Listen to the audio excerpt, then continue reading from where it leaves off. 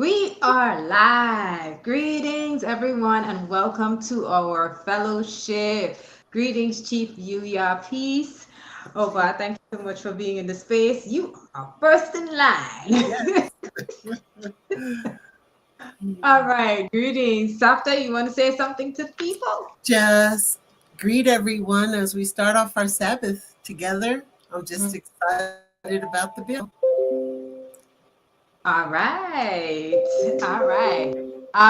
So we are just gonna jump right in. This evening we're, really digging into a discerning mind, and yeah, we're gonna go as deep as we can within the time that we've been allotted.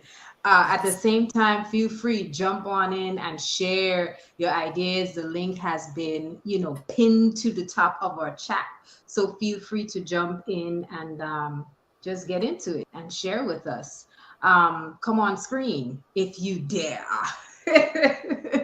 Welcome, Imanaya. Welcome, Ra, sorry, not Ras. Ra, thank you Mhm. for your space. Chief says, good evening. Welcome to our space. Feel free to click the link and join the conversation.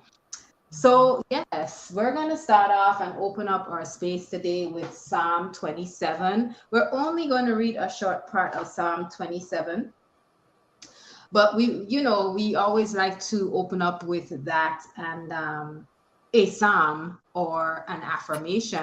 Today we're going to open up with an affirmation as well, but just always something that you can hold on to, right? a word Yes. a word song that you can hold on to tight Yes. and use it to encourage, to empower, to persevere, just, again, to bring healing to yourself. And always, it gives you an opportunity to recite right thinking, That's right right. words, right? And those things always program us in ways that we don't even realize. So I will read the first four of Psalm 27, which is a Psalm of David. It says, the Most High is my light and my salvation. Whom shall I fear? The Most High is the strength of my life. Of whom shall I be afraid? When the wicked, even my enemies and my foes, right, come up upon me to eat up my flesh, they stumbled and fell. That's right. Though an host should encamp against me, my heart shall not fear.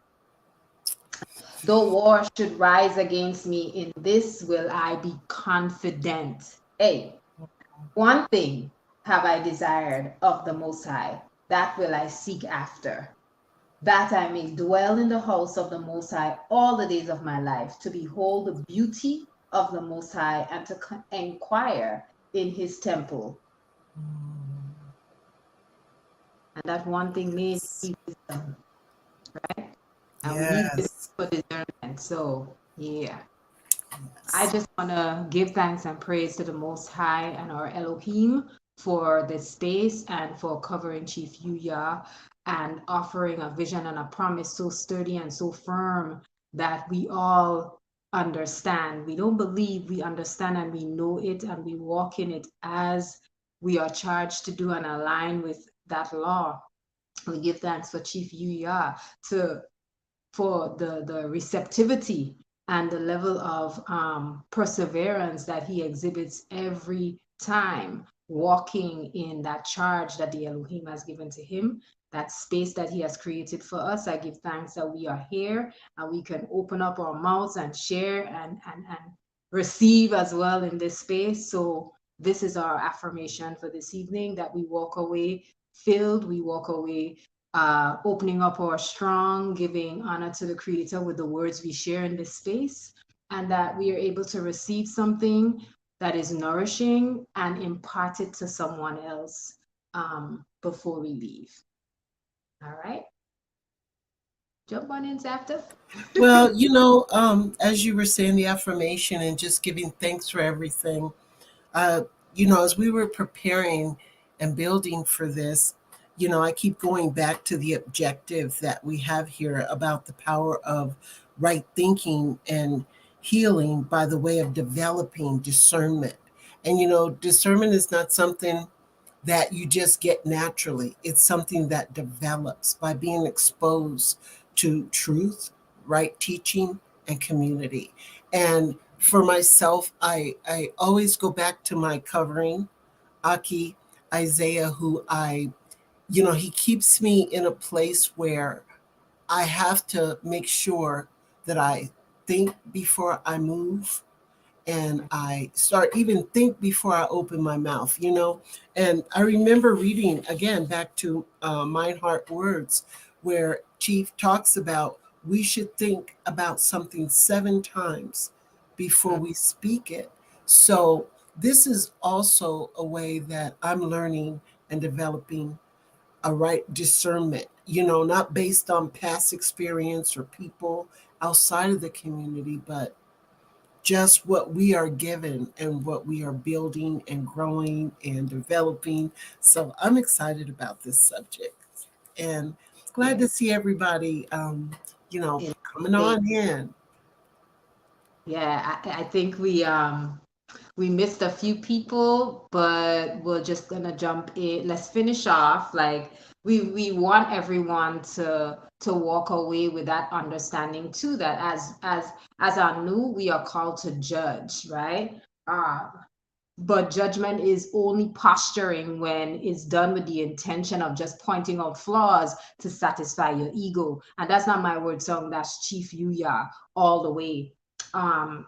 So you get a private emotional boost, but our insight is not about achieving a private emotional boost, right? It doesn't seem right, right?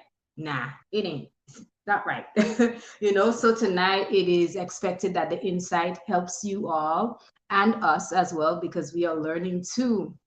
Um, we will let the insight helps to underscore how judgment must be fueled by a discerning mind, right? And that includes culture, knowledge, compassion, empathy. And as a woman, you must be led by a man, right? So I think we could close out because we just hit on everything. But that's a wrap up, right? A really, really good summary of what we really want you to walk away with. So as we go through our process this evening, those are the things that we want you to, pull on and hold in your back pocket, write in your journal if you're writing. Um, we're gonna jump into the meaning of discernment as well too. But we affirm that we are responsible as Anu, and that there exists like a high functioning group of individuals that are scattered. This is a quote from the Anu way, right? And although scattered and dispersed throughout the world and the galaxy, these individuals are born with a spiritual sensitivity and an innate moral code that usually few around them see any use in. Few people see use in it, but that's that discernment, right? And that discernment, again, is not just, it doesn't just pop up. It is a moral code and a spiritual sensitivity. So there's training, as you said earlier, Savta, and development that occurs in those with that special kernel of truth and first eye awareness.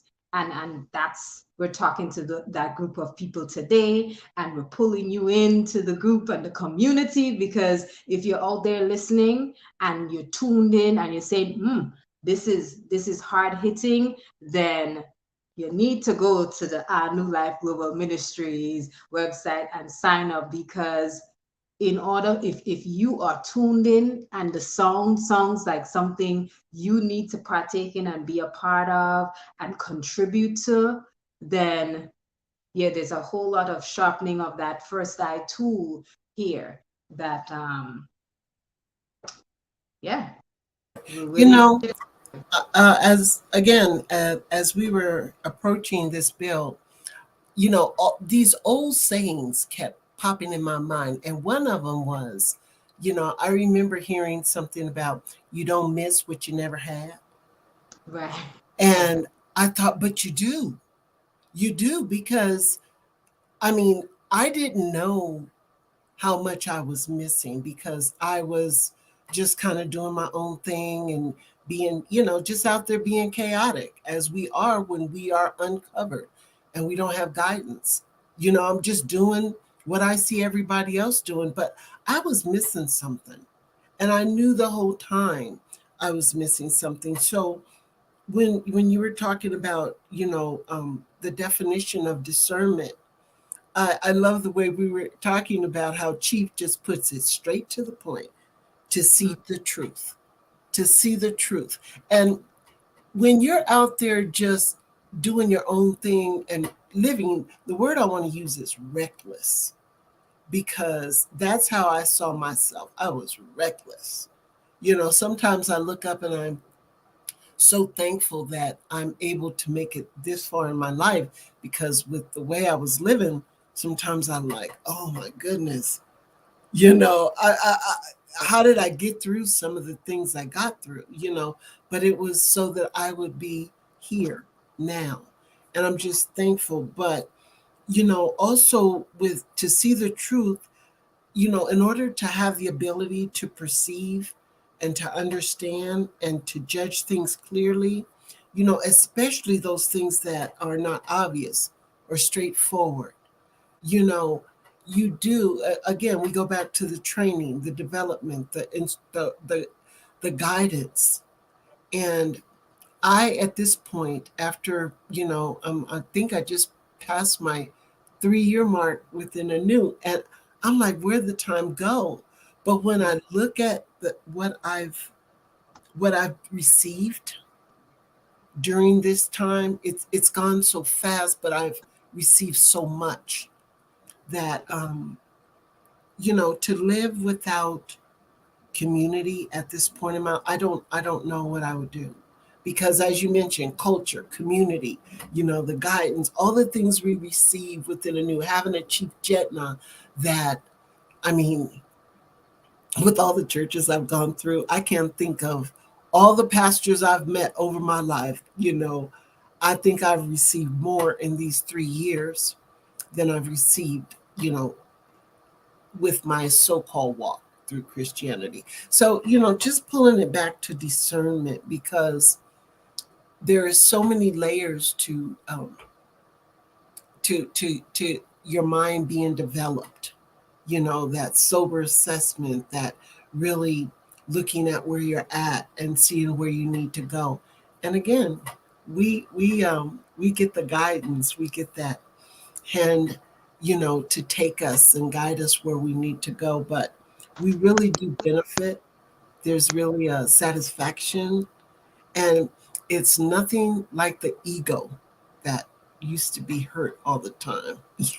you know, Instead, it's a fulfilling, that, like I said, you do miss what you don't have, because now I don't miss a lot of the things I did have. I don't miss that because it wasn't fulfilling. So again, just getting back and building off discernment, because it's so much to it. Our supreme mathematics identifies this understanding, as seeing things for what they are, not what they appear to be. So that discernment again gives you a clarity, and what's right, what's wrong. There's no playing with truth when it's right in your face. So I just wanted to share that. I can I pause for a second, just jump Mhm. in, because um that series that Chief has been building on, and building us up with, is that series is literally, I was piecing it together. I said to myself, okay, that piece is literally sharpening us and preparing us, and developing discernment by being able to see all of the subtle variations of the demonic possession and the demonic oppression that Jezebel can put us through, right? Whether it be in us or an experience that we're having with another person that has that spirit, right? So it's just it's interesting you speak about just being able to develop that and developing discernment and doing that over time. And yeah, if there's a if ego is involved, it becomes difficult to identify if it's really discernment, right? Because as we said earlier, like if ego is in there somewhere, then it's not discernment, right? And it's toward either enjoying someone else suffering, and then maybe that puts you into the category of exhibiting the Jezebel spirit in the same way, so it's just like you said, it is very I think it's really important for us to look at all of the different components and all of the different things that has to be in place for real discernment to actually um, develop in our lives. And it takes a lot of teaching. It takes a lot of it's that wisdom, that receptivity to wisdom as well. And if you're not in a community where that wisdom is open to you and given to you in clear and a concise formula, then you're missing out, and even the third, I think I'm giving away all of it, but I'm gonna just talk. Even the third one, whoa, listen, part three was pear fire. Let me see if I can find my little lighter over here. Part three was fire. And if you have missed those three parts of Jezebel, presented by Chief Yuya on the Chief Yuya podcast, go over there right after this program and tap in. If you've missed part three, go to part three and just go over to 56, right? Start, what do you call it? Marker 56. Am I still there? I feel like I'm You're here. You're okay. going right along. The screen was just freezing up. It was so much fire. um, but yes, what do you call it? Timestamp 56. Listen, if you have never received any sort of formula, any sort of breakdown that will help you to develop discernment, that was some serious explanation. That was some serious formula. And I actually went back and I was digging and I looked for it because it's like when she shared his response, I won't give it away, his response to the question, I said, I know he's spoken about this before. I know where. And I found a few places, but the other one I will share is how to spot a fraud. He actually gives that breakdown. I don't know if you all could hear me. I feel like my whole screen has No, we can hear you perfectly. I wanted to jump in real quick Mhm. because I was thinking about we have no excuses, not us in a new.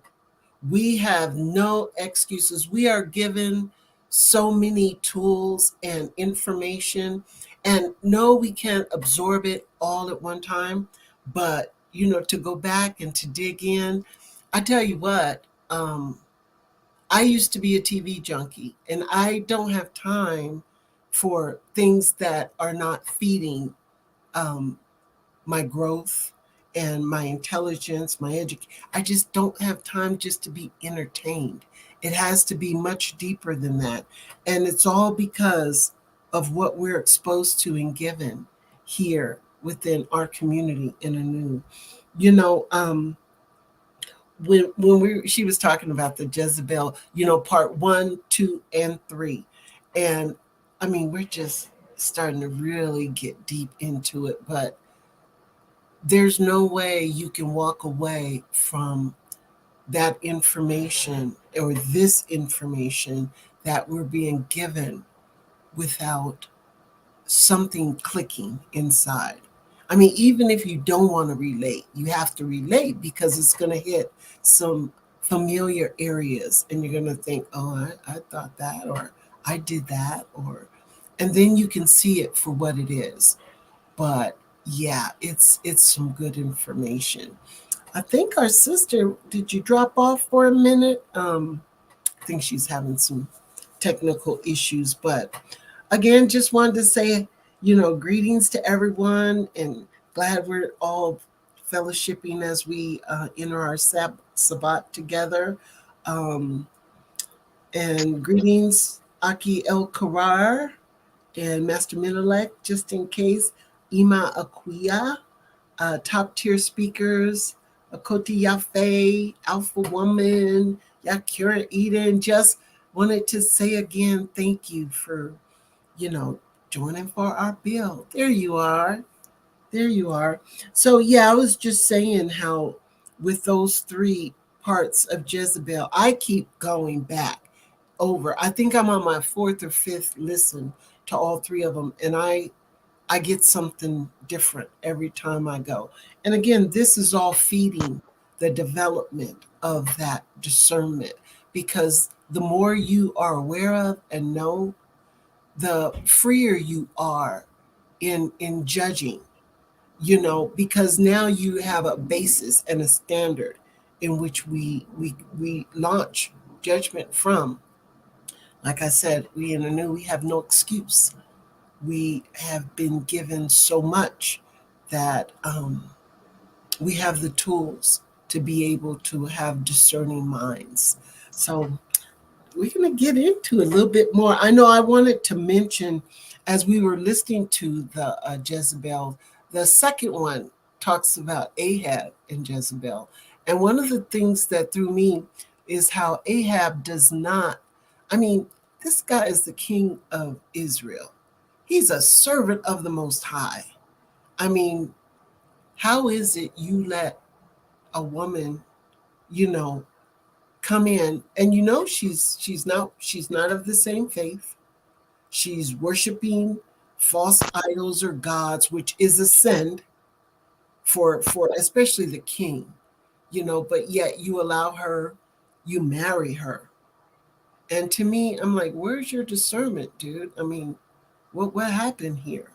But you Yeah. know, I was like, okay, and I think about how many times we do that, and we allow people in our life that is not even trying to pretend like they're on the, have the same beliefs or faith, but maybe they're handsome or cute, or maybe you like the way they dress, or you just like hanging out with them.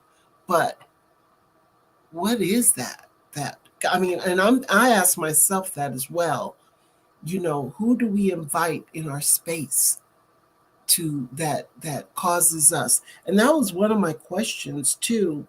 Have you allowed people or family outside of the new in your life to distract you from being aligned with the laws of the Most High Yah, and the behavior that is, um, and keeping you from being in alignment with the behavior that is required within our community?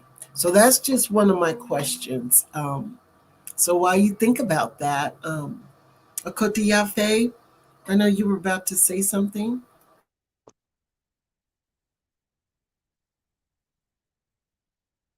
Oh, Yafe?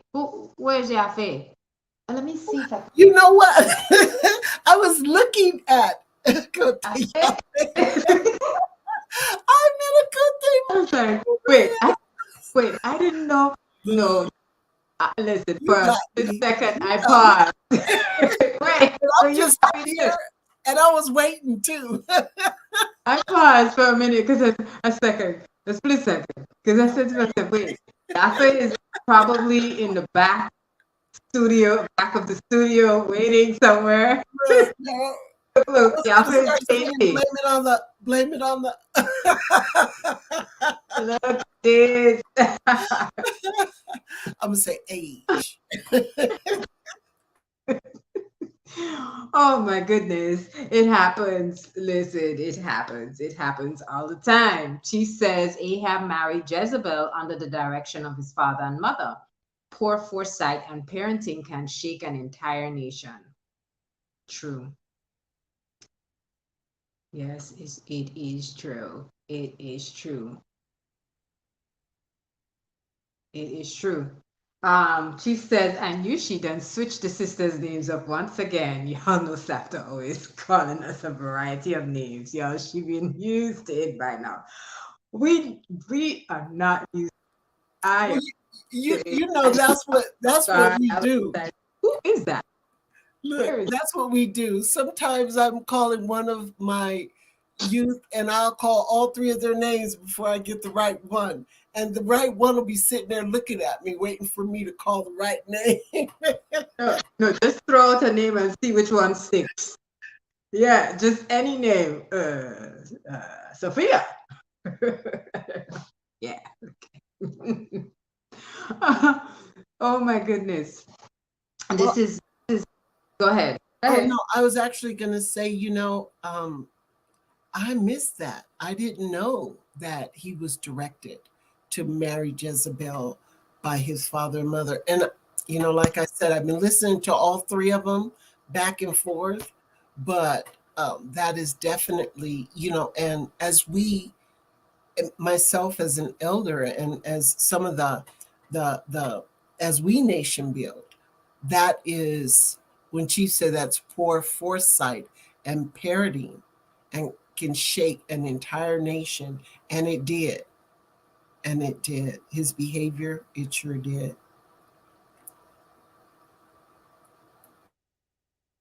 Right. Because as I guess not I guess a father and mother are supposed to, first of all, by the decisions you encourage youth to make, um by those decisions alone speak for itself, right? It speaks for itself in terms of the expectation and the standard that you hold.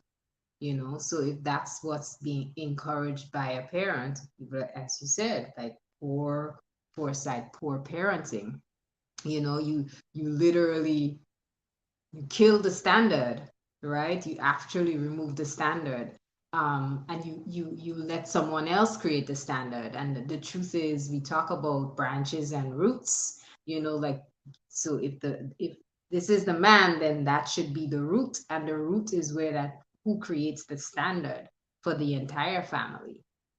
So if the root is weakened, then you know I can see how that like leads that poor parenting and so on leads to shaking up an entire nation. That actually reminds me of I wonder if it's very similar to what we see the story that Akia Karar broke down last evening, just in terms of like the poor selections that occurred and how that damaged some of those nomadic tribes. I can't remember the names. Don't ask me. Don't put me on the spot there like that. But it just made me think of that connection. Um, but your question, Safta, can you ask your question again, please, for every? Yes, I was wondering, have we allowed people, you know, uh, people or family, and I'm speaking of people outside of a new, to distract us from being in alignment because when we do that, we're not using discernment, you know. But I'm just wondering, if we do a self check of ourselves, you know, who and when, I keep thinking of Paul when he said, "Who cut in on you?" You know, because what happens is we have belief, we have culture, we have faith, we even have our uh, um, I didn't mean belief, but I meant our coverings. Right. And there's times when, we have family outside of the new or people we work with or know, and they may, Chief mentioned something the other day, matter of fact, in the study group, about someone that I think he was speaking of a consort who was running with a group of people who were not in the new and was not complying to the way we as a new women dress. And he busted it out right then and there, but it makes me think that this is all a part of our discernment. The way we cover our hair, the way we dress, the way we, and who we keep company with. Because I was just looking, I kept looking at Chief's comment. He says, has everyone created a post on their YouTube of this segment? Oh, but I was thinking about in the command of the day on I believe it was September the 9th, and he talks about discernment, and he talks about how people in our inner circle, we could be doing everything right. We can be have the right relationship with the Most High. We can, be treating people right. We can be doing, but we have someone in our, we may be in relationship with someone who's disrespectful, and we, so that allows us to have inwardly, there's a disrespect present within us, and it can keep us from being successful or reaching the goals that we've set in alignment with our vision, or the vision that our mate has, or our covering, because we've allowed something within ourselves that is not in alignment. So yeah, can you think of a time when you've, allowed friends or family to cause you to not to be distracted, is the word I want to use, because those distractions, sometimes we don't even realize they're distractions. It could be social media, it could be the food we eat, the people we hang out with, but it all takes us off course. Um, I can share, like I can jump in and share. I can't say now because for those of you who are my blood relatives who have tuned in and you're listening now or later, um, you know what you did. But I forgive you. But I also know what I did. So I have to also own the fact that, there were times in the past where there was conversation about, a birthday or some celebration that is not necessarily um, is not in alignment. And I would not go, I would not participate in those festivities. However, I would be in, like we have a cousins WhatsApp chat, like it's there, it's real. And, they share birthdays, they share, all sorts of celebrations and life accomplishments and achievements and so on. Um, and so I will say in the past, right, like when we just got the Anu way and we started going through it, it was very strange to kind of navigate that and not participate in that experience. So like if someone said happy birthday, I would feel guilty and I would say the same thing too. And this is like several years ago. Not now anymore. Me I have shame. I don't watch nobody.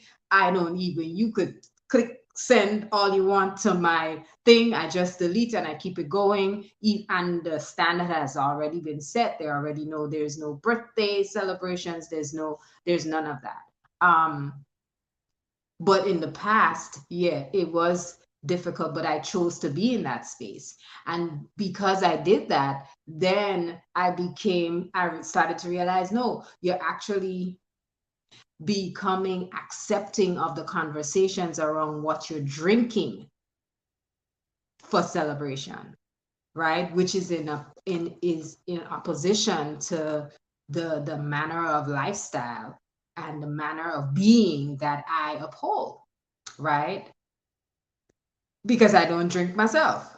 So it's like, okay, you're having these conversations, you're talking about, staying out late and how wassy you're gonna be, and it's like wassy, but I'm in the conversation, right? So if I'm and though I may oppose or say this is one thing, I have to also understand that it is unfair to be in a space where this is the standard because it's a community that community created, and then I'm holding them to a standard that I know fully well they're not, like participating in or chose not to participate in.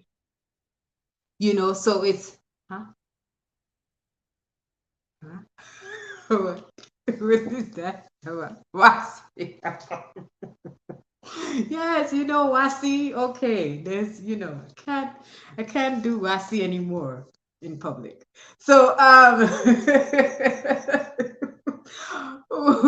but those were some of the experiences, and I will say, like, there are not experiences where I'm in conversations where there are people who are not blood relatives, and I get up and I exit, and I say why. Because you're either you think the defamation of character of a man is appropriate because society tells you so. So gone, because that doesn't represent patriarchy. So in no way, shape, or form am I going to um, be a part of the conversation, even though the conversation started off on a high note. But then when any opportunity comes in, you're ready to have that conversation. I will say there are times when I realize that even when it seems as if the conversation starts on a high note, discernment kicks in, and I'm able to just like back on out, like moonwalk right out of there. That's right. Because guess what? You could tell sometimes. You could know, the signs, and sometimes you don't really know the signs, but there's a spiritual sensitivity. So it's no longer that judgment that skill developed over time, but it's That's that right. spiritual sensitivity that's like, nope, not today, reverse. That's So right. That's right. yeah, And judging ourselves, that's, to me, I when I remember coming into a new, and I hesitated to judge others because I thought, well, I got so much stuff going on. I went back to the religious quote of the scripture where the Yeshua says, "How can you get the beam out the splinter out your brother's eye when you got a beam in your own?" And that was my excuse for not judging others. But it's because I wasn't living right. You know what I mean? So how you go judge somebody if you're not upholding the standards yourself? And like what you said with the birthday thing, I hate, like, all my family is in another state and they all put birthday wishes on Facebook for me. So I didn't think about deleting them, but I will now, because what I did starting over a year ago is just, I didn't feel bad. I just didn't respond. And then they call me up on the phone. And I got one sister that calls me up and sings happy birthday to me. And so what I did this year is I actually hung up on her, and then I called her back. I hung up in the middle of it because she started singing it. And then I called her back and I said, "Hey sis, how you doing?" She said, "I was trying to, did you get cut off?" I said, "No, you got cut off." I said, I don't celebrate birthdays, but you insist on making me listen to you sing it. So I just thought I'd stop and start the conversation over. How you doing? You know, and just picked up and as but it was to let her know I was offended because you continue to try to pull me into something that I no longer participate in. But before I could get there, I had to learn to judge myself. I had to learn how, and no, I'm not perfect. And yeah, I'm still working it all out. But at least now I'm standing on what I believe in, and not feeling guilty about it, or feeling, and we were talking earlier, and I was thinking about Stephen, and it's in Acts 6:55. You know, Stephen went before the Sanhedrin, and he knew he was in a room. I think you put vultures and just a bunch of folks that was just waiting for him to say the wrong thing. But again, to see the truth, to know the truth, your discernment, and it's no question about it. He knew he was going to be judged by unbelievers and people who were acting, as how did she put it? He said, you were doing your father's will. They were doing their father's will. But he stood on his belief. He stood on knowing the word and knowing. And yeah, they did, because I believe when they said, and he kneeled down and cried with a loud voice, saying, Lord, lay not this sin to their charge. And when he said this, he fell asleep. They were stoning him. Yeah. They stoned him because of him standing in judgment of what they were bringing to that court. Right. Bunch of vipers, and and they were the same ones that crucified, according to Matthew, Yeshua. So, you know, he said we die with him, we're crucified with him, but just relating back to that story, I just think about, we don't stand on our truth. We're so easily rocked and moved in to keep from hurting somebody's feelings. But when you can't stand in your truth, does that not hurt your feelings? What do we do to ourselves? And this is part of the discernment, developing that discernment, you Right. know. So yeah. Yeah, you put yourself, it's like, oh my gosh, I used to say it all the time, but you put yourself in a position where you how do you even begin to love or like yourself if you hold in one standard for yourself privately, and then like when friends come by, family, blood relatives, you're something else, you know you begin to wonder if you're schizo or what, there is a divide that happens, and then you begin to have a divide, and then and that's a spiritual divide, because here you are saying, okay, it's love allows wisdom, my love allows wisdom. However, in like once I go through the door and everybody sees me, I mean, I love allows wisdom, but behind a veil, kind of thing. And I'm just gonna acquiesce to everybody, and I just allow. So in the moment, I actually think about this. I can't quote it, but she speaks about the fact that when two cultures, when two cultures are in one space, like one will fight for dominance. That's every living day. That's every moment that we walk left foot forward or right foot forward, whichever one. Every moment we say love allows wisdom. I'm moving in this. I'm moving. Every single moment we step forward, we are in, especially considering I I work in the secular space, secular world. We all engage and interact with the secular world still for now. Uh-huh. But yeah, yeah, because it's coming. So it's coming. We're working toward a higher state of community, and that would entail being not every day being engaging with the secular world, but being and living a life set apart, but every day we walk, there is that constant battle, right? That constant fight with two cultures, two cultures. But then when you talk about judging yourself, I also have Mhm. to say, if I'm walking in one culture. So them I might be surrounded by other cultures, but I'm walking in one. Um, uh, what is I tried don't laugh at me, Savta. I'm trying to interpret the ha. I don't know what ha is. That what I You know what? I was laughing also because Master Middlek, says Savta is sauce master. I, you know, it, my sister has kind of stepped in that. She's always been like a mother to me. She's next to the oldest, and I'm the youngest girl.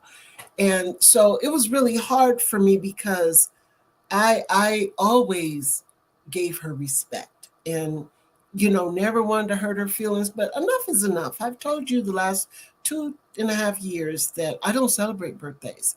And she'll tell me, did you miss something? Now I would always, she was married to her husband for 52 years. So I would always call her and um I would happy anniversary, Right. that type of thing for her and her husband. 52 years. That's they start dating in the 8th grade and they were Oh, married right out of high school. And then they were actually married 52 years. But and he was the only man she knew, and I always had like mad respect for my sister. People told her when they went through things, you shouldn't, but she always stood her ground. That's my husband, you butt out. And she was not one to, speak negatively. So that was the one woman that I can honestly say she honored her husband no matter what they went through. She honored her husband to the best of her ability. And Chief said, Savta dragged her sister off stage singing happy birthday birthday. like the same at the Apollo. I didn't know what to do because I thought I got to stop her from doing this, So I just hung up and I waited for a second, and she thought there was a Right. disconnect, but I wanted to let her know, no, I actually, you got to stop doing that because I don't celebrate, I'm happy I'm still here and I'm in my right mind. Matter of fact, the best mind I've been in, since I can remember. And let's celebrate that. Let's celebrate the fact that I'm in a community that I'm not just all over the place.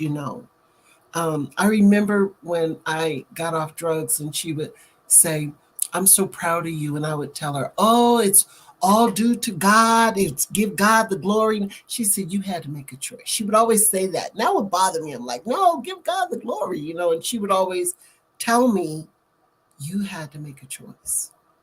God, he can't, she used that old, God help those who help themselves. And, you know, we grew up with a lot of those old cliches. Matter of Right. fact, Chief put some proverbs with those three.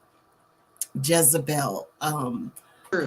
Yes. And again, I can't tell people enough. You really want that's information that you won't have an excuse to say, well, nobody told me, or I didn't know how to fix it, or, because now we know the information is there. And for how long we'll be able to have access to the social media where we can actually go and get truth and find a light in the dark. I don't know because they're starting to get real funny about what they allow on social media. So it's probably just a matter of time before they try to get control over what's being said. Just like Chiefs had videos taken down because of things he shared. But Control now. Like a lot of it is controlled now. Everything people talk about algorithm, right? True, no problem. But it's not just about videos being taken down. It's also about information being suppressed to the point where it is, sequestered in a space and just, withheld. So it isn't shared as much, or it's not as visible or searchable. Um, as it probably used to be when other information was being shared, and I'll dare to say like Orisha information. So just, for example, so when the, the real is now spotlighted and another, like something that's less powerful is now wallpaper. um but then you start to see this is the truth that's being shared, and people can become empowered, enlightened, increase discernment, um and stop looking for the black cat that is not in the room. It's not there. Stop looking. It is difficult to find that black cat in a dark room. That in there.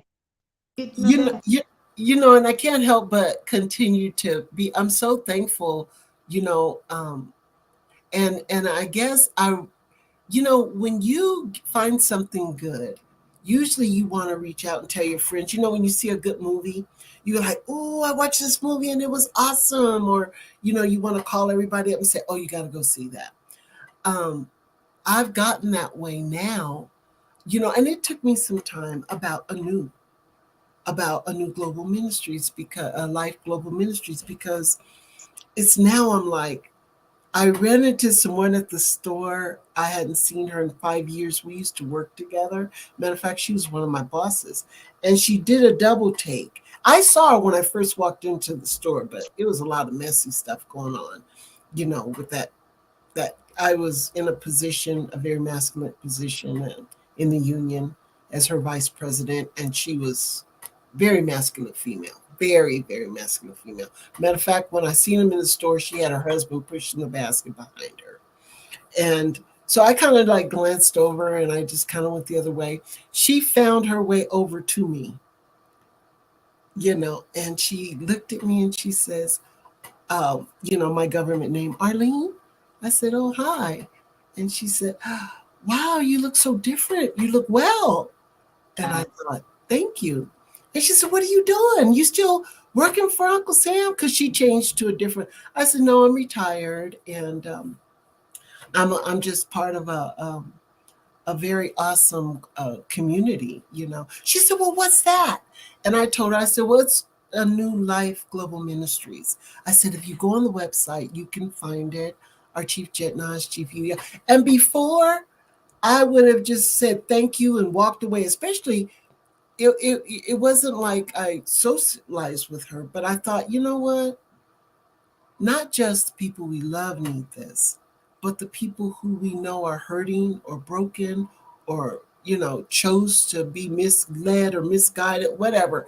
Everybody needs to know the truth, and once you're exposed to it, you can decide for yourself.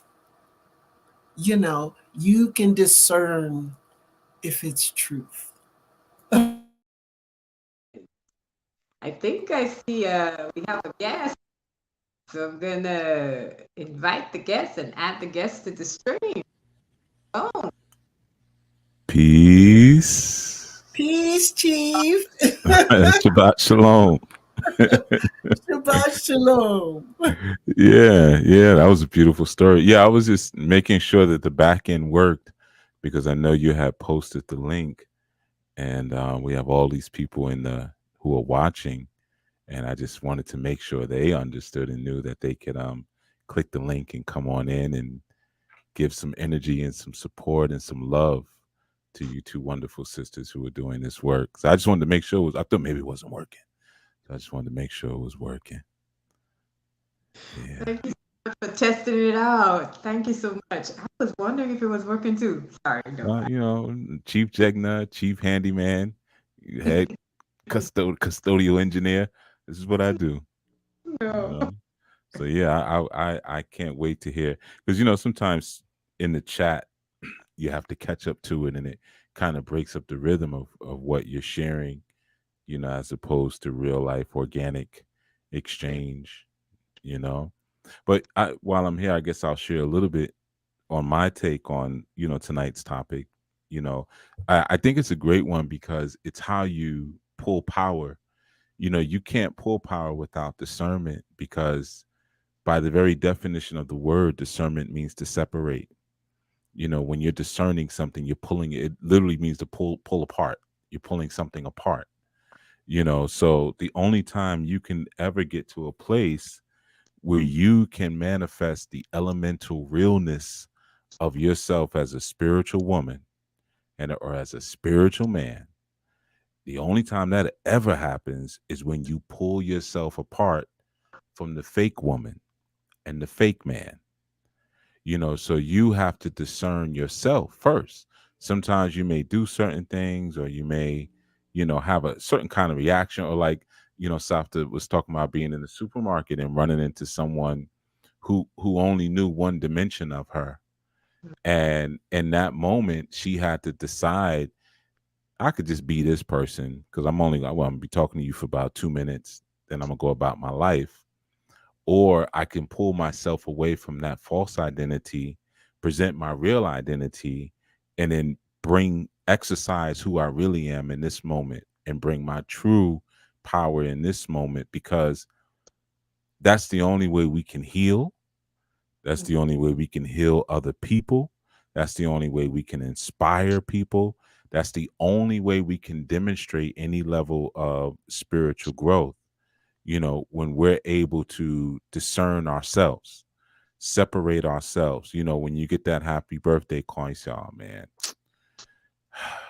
like, I know they just being nice, and it's nice to be thought about. It's nice to have somebody think about me, and maybe if I say something, they'll never call me again. They'll be so offended, but if I ever need to heal my sister or heal my brother, I won't be able to do it until I discern. I won't be able, they wouldn't even think to call me because I'm in the midst of all the other foolishness. But through that discernment, they start to see that I have been enabled with a divine characteristic that I hold on to and that I cherish. So yeah, I think it's wonderful whenever we take the opportunity to discern, which is just us sanctifying ourselves from the lower order.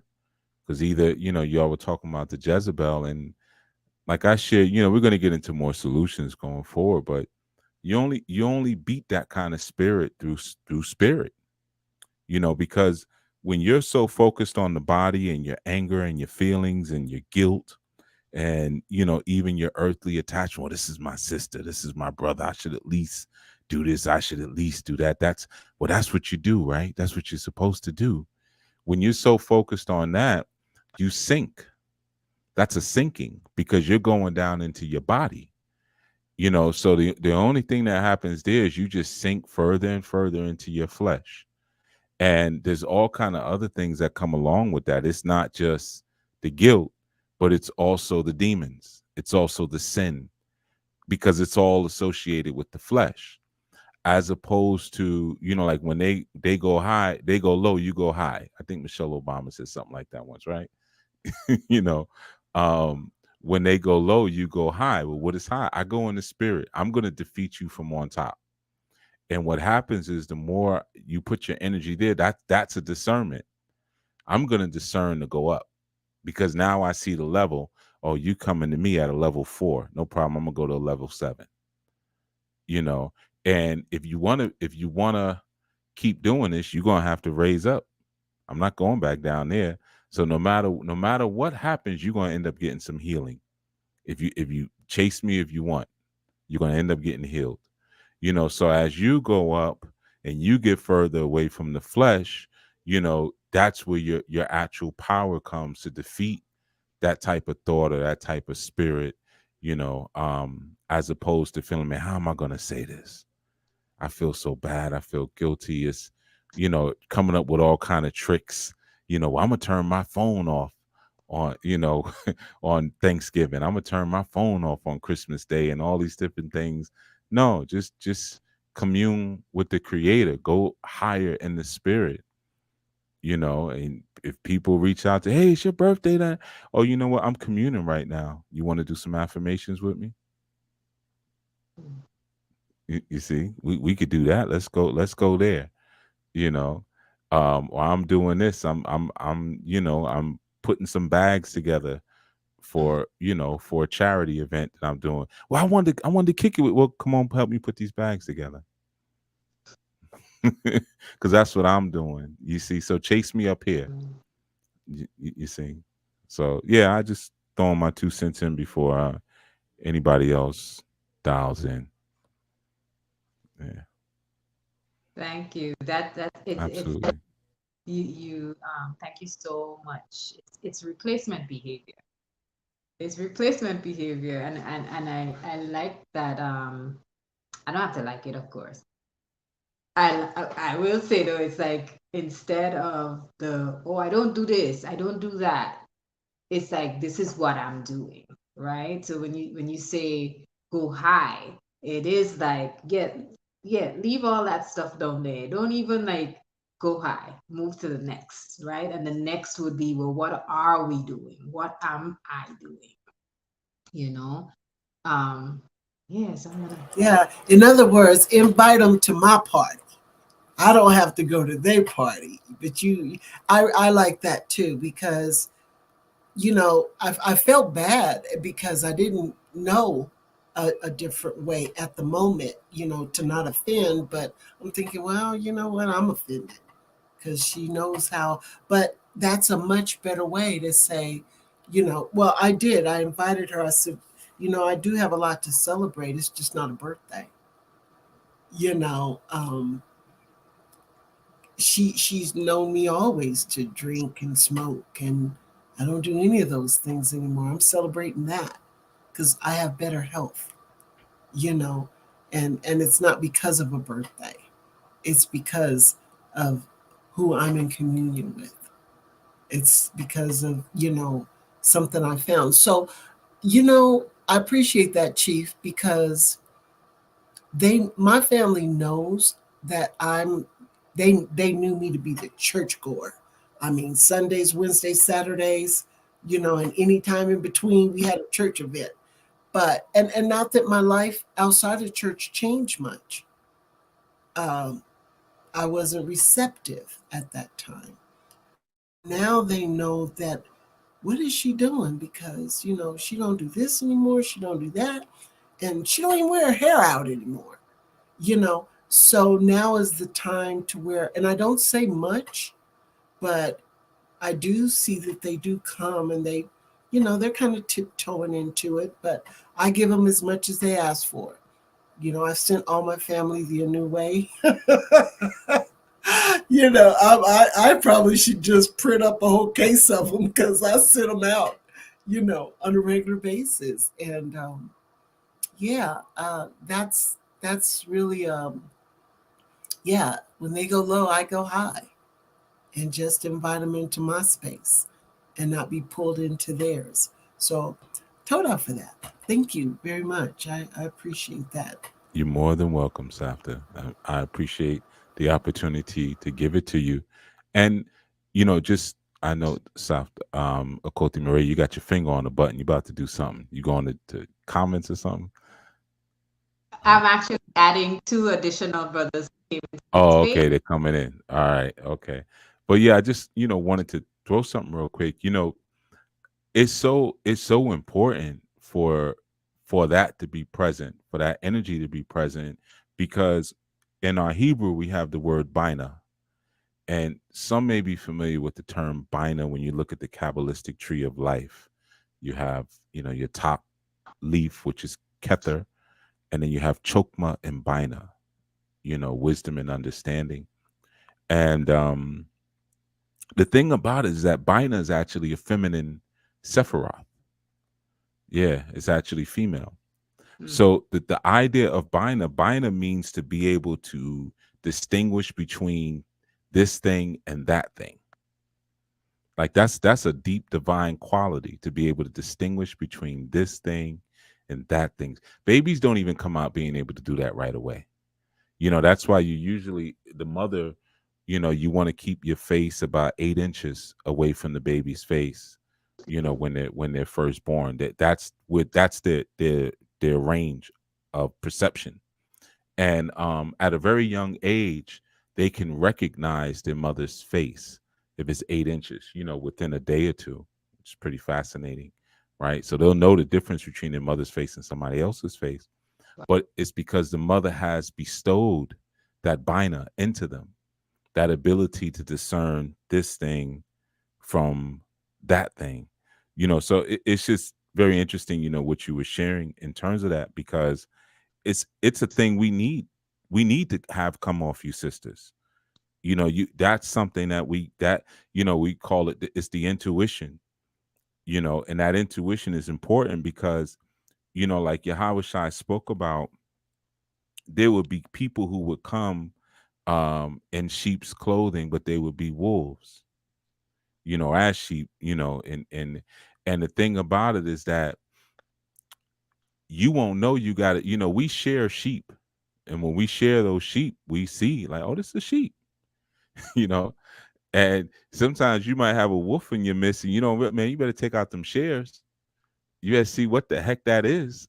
You think it's a sheep because it's got some wool on it. That's a freaking wolf, and it's that feminine intuition that grants that ability, for us to be able to see false prophets, false teachers. So sometimes those may be our family who are calling with those wishes. When you, like I said, you read that Matthew 7, beware of false prophets who come in sheep's clothing, but inwardly are ravenous. The word ravenous, they coming to eat, are ravenous wolves.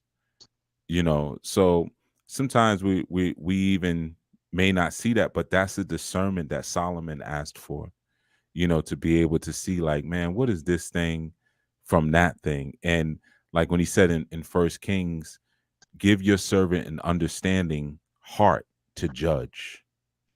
And if you say, oh, you're not supposed to judge, well, then why Solomon said, give your servant an understanding heart to judge. And that understanding is that binder. So I could see this thing from that thing and then make a proper judgment. And then he said, to judge your people, to discern between good and evil. You see, so the Most High wants us to be able to discern.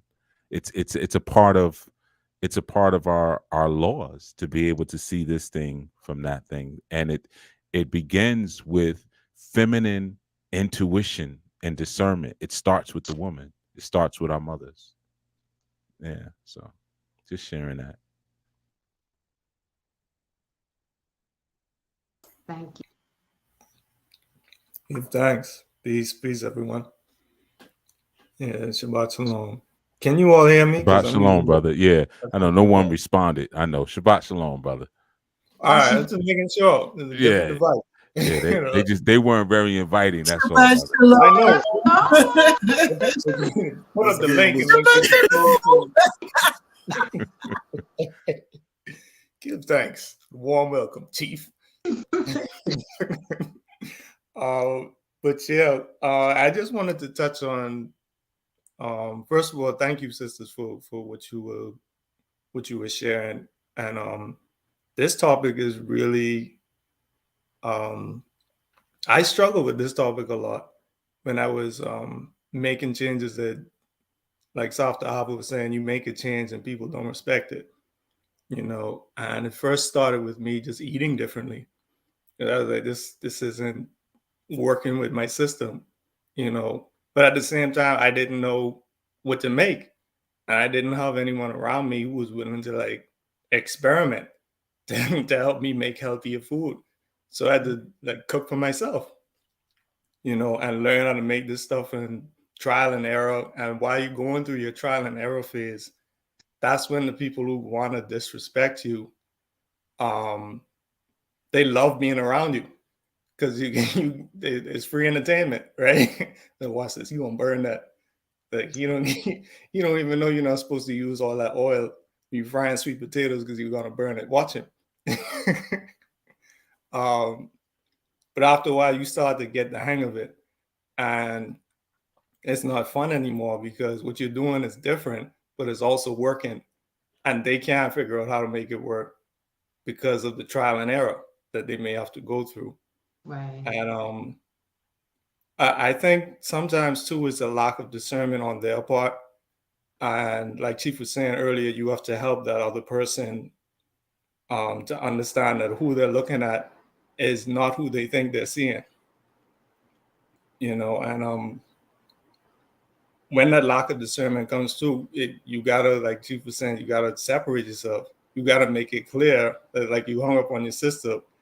I had to hang up on people. I had to tell people, like, nope. Like my parents, when they came to visit, it's like, you better take your shoes off. You coming to hell.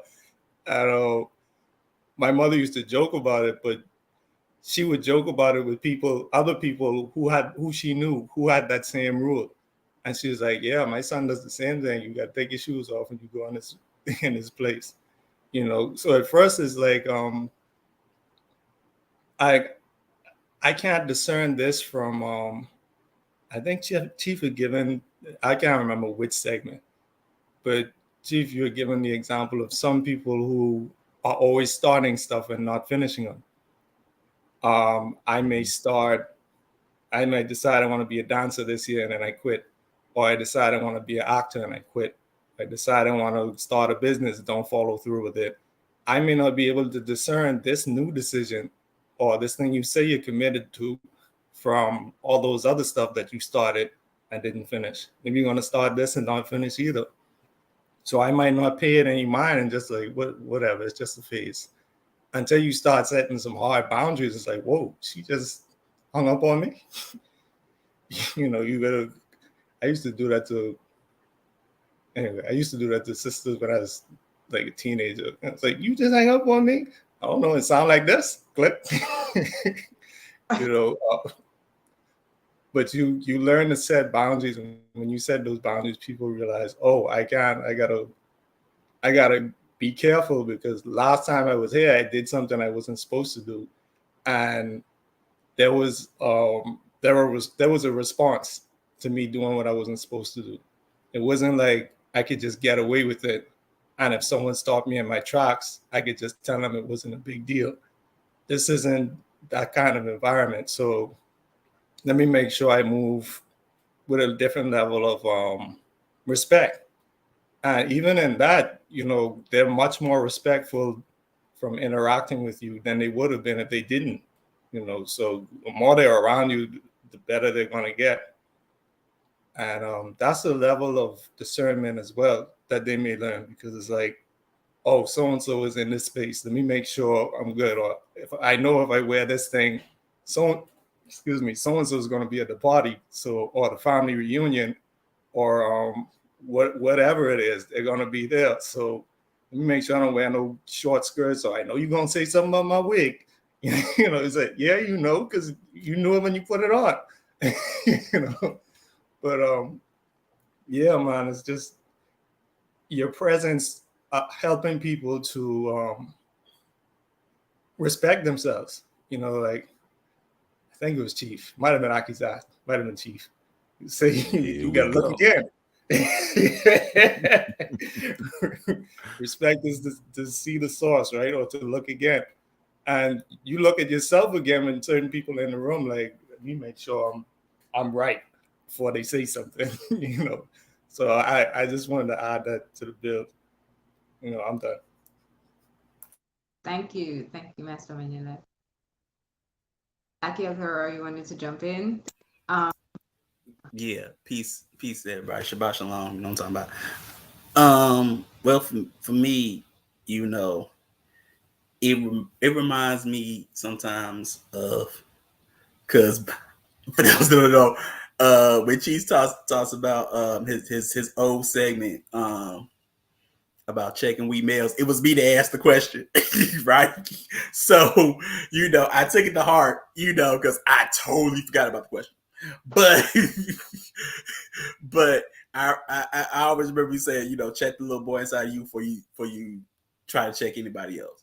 So I'm sure Savta Ahava know this, by being in the military. We police ourselves first before we police anybody else.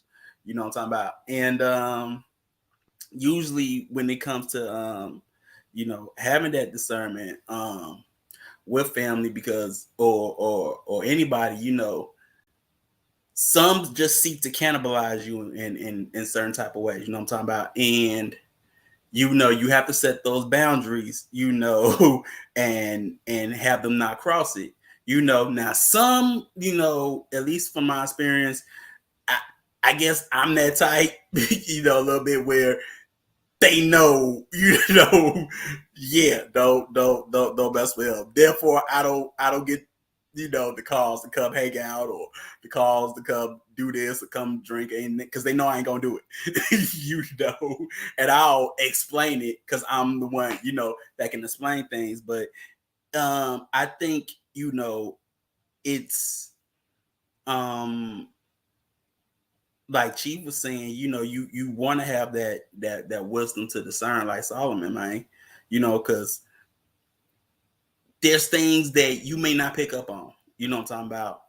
And like Savta was saying, when you go when they go low, you want to go high. You don't want to get off your throne and step on somebody's lower level.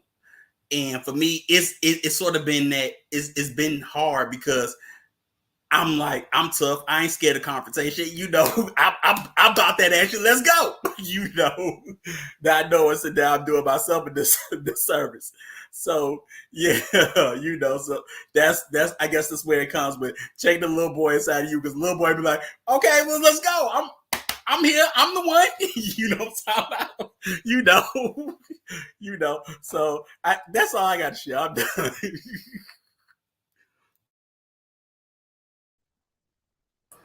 Thank you. I wanted to there was something that I thought of as you all were sharing, and even Master Menu, like I thought of, yeah, you speak about when you're holding the standard and you come into the space, everybody's kind of like scrambling, like you said, let me not wear this wig, let me not. But even before that step, it becomes, yeah, you're in the space. I'm doing the wrong thing, and they will give you what do you call it? There's this thing, what is it? International side eye. Like they start giving you the side eye because it's like, yeah, I'm doing the wrong thing, and I know you're gonna say something. You're gonna say something, right? You're gonna say something.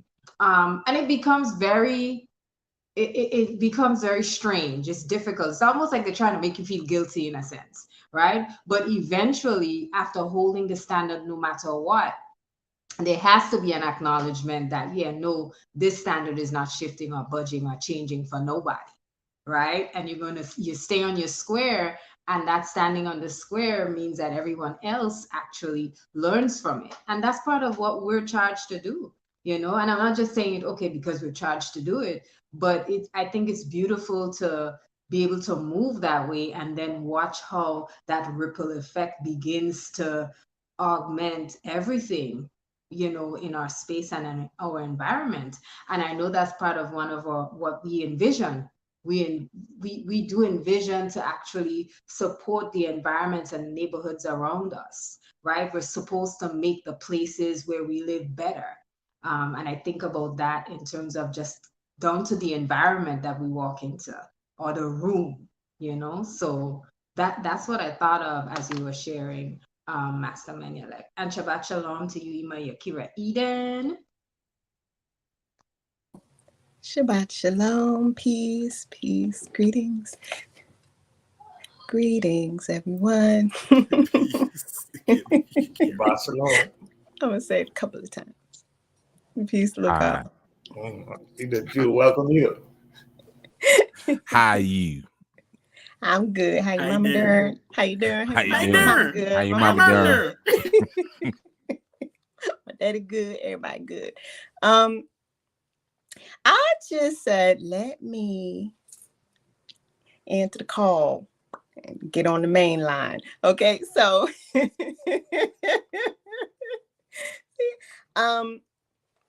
first off, thank you for the topic and the build.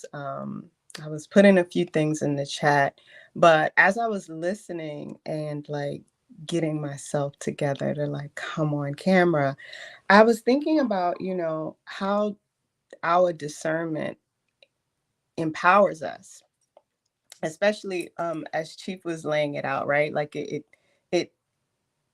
helps us appreciate how much further we need to kind of climb in order to encourage others to, well, if you want to be close, then this is where you need to be. And so I even think about within the community, how that level of discernment is what it's like how we even sift so that we can grow and strive together. There's nothing as far as accountability, right?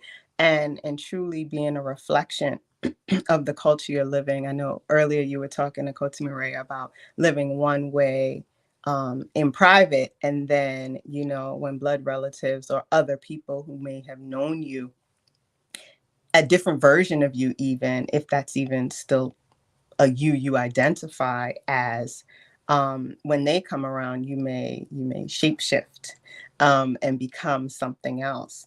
And the beauty and value of community, especially when you're close together, is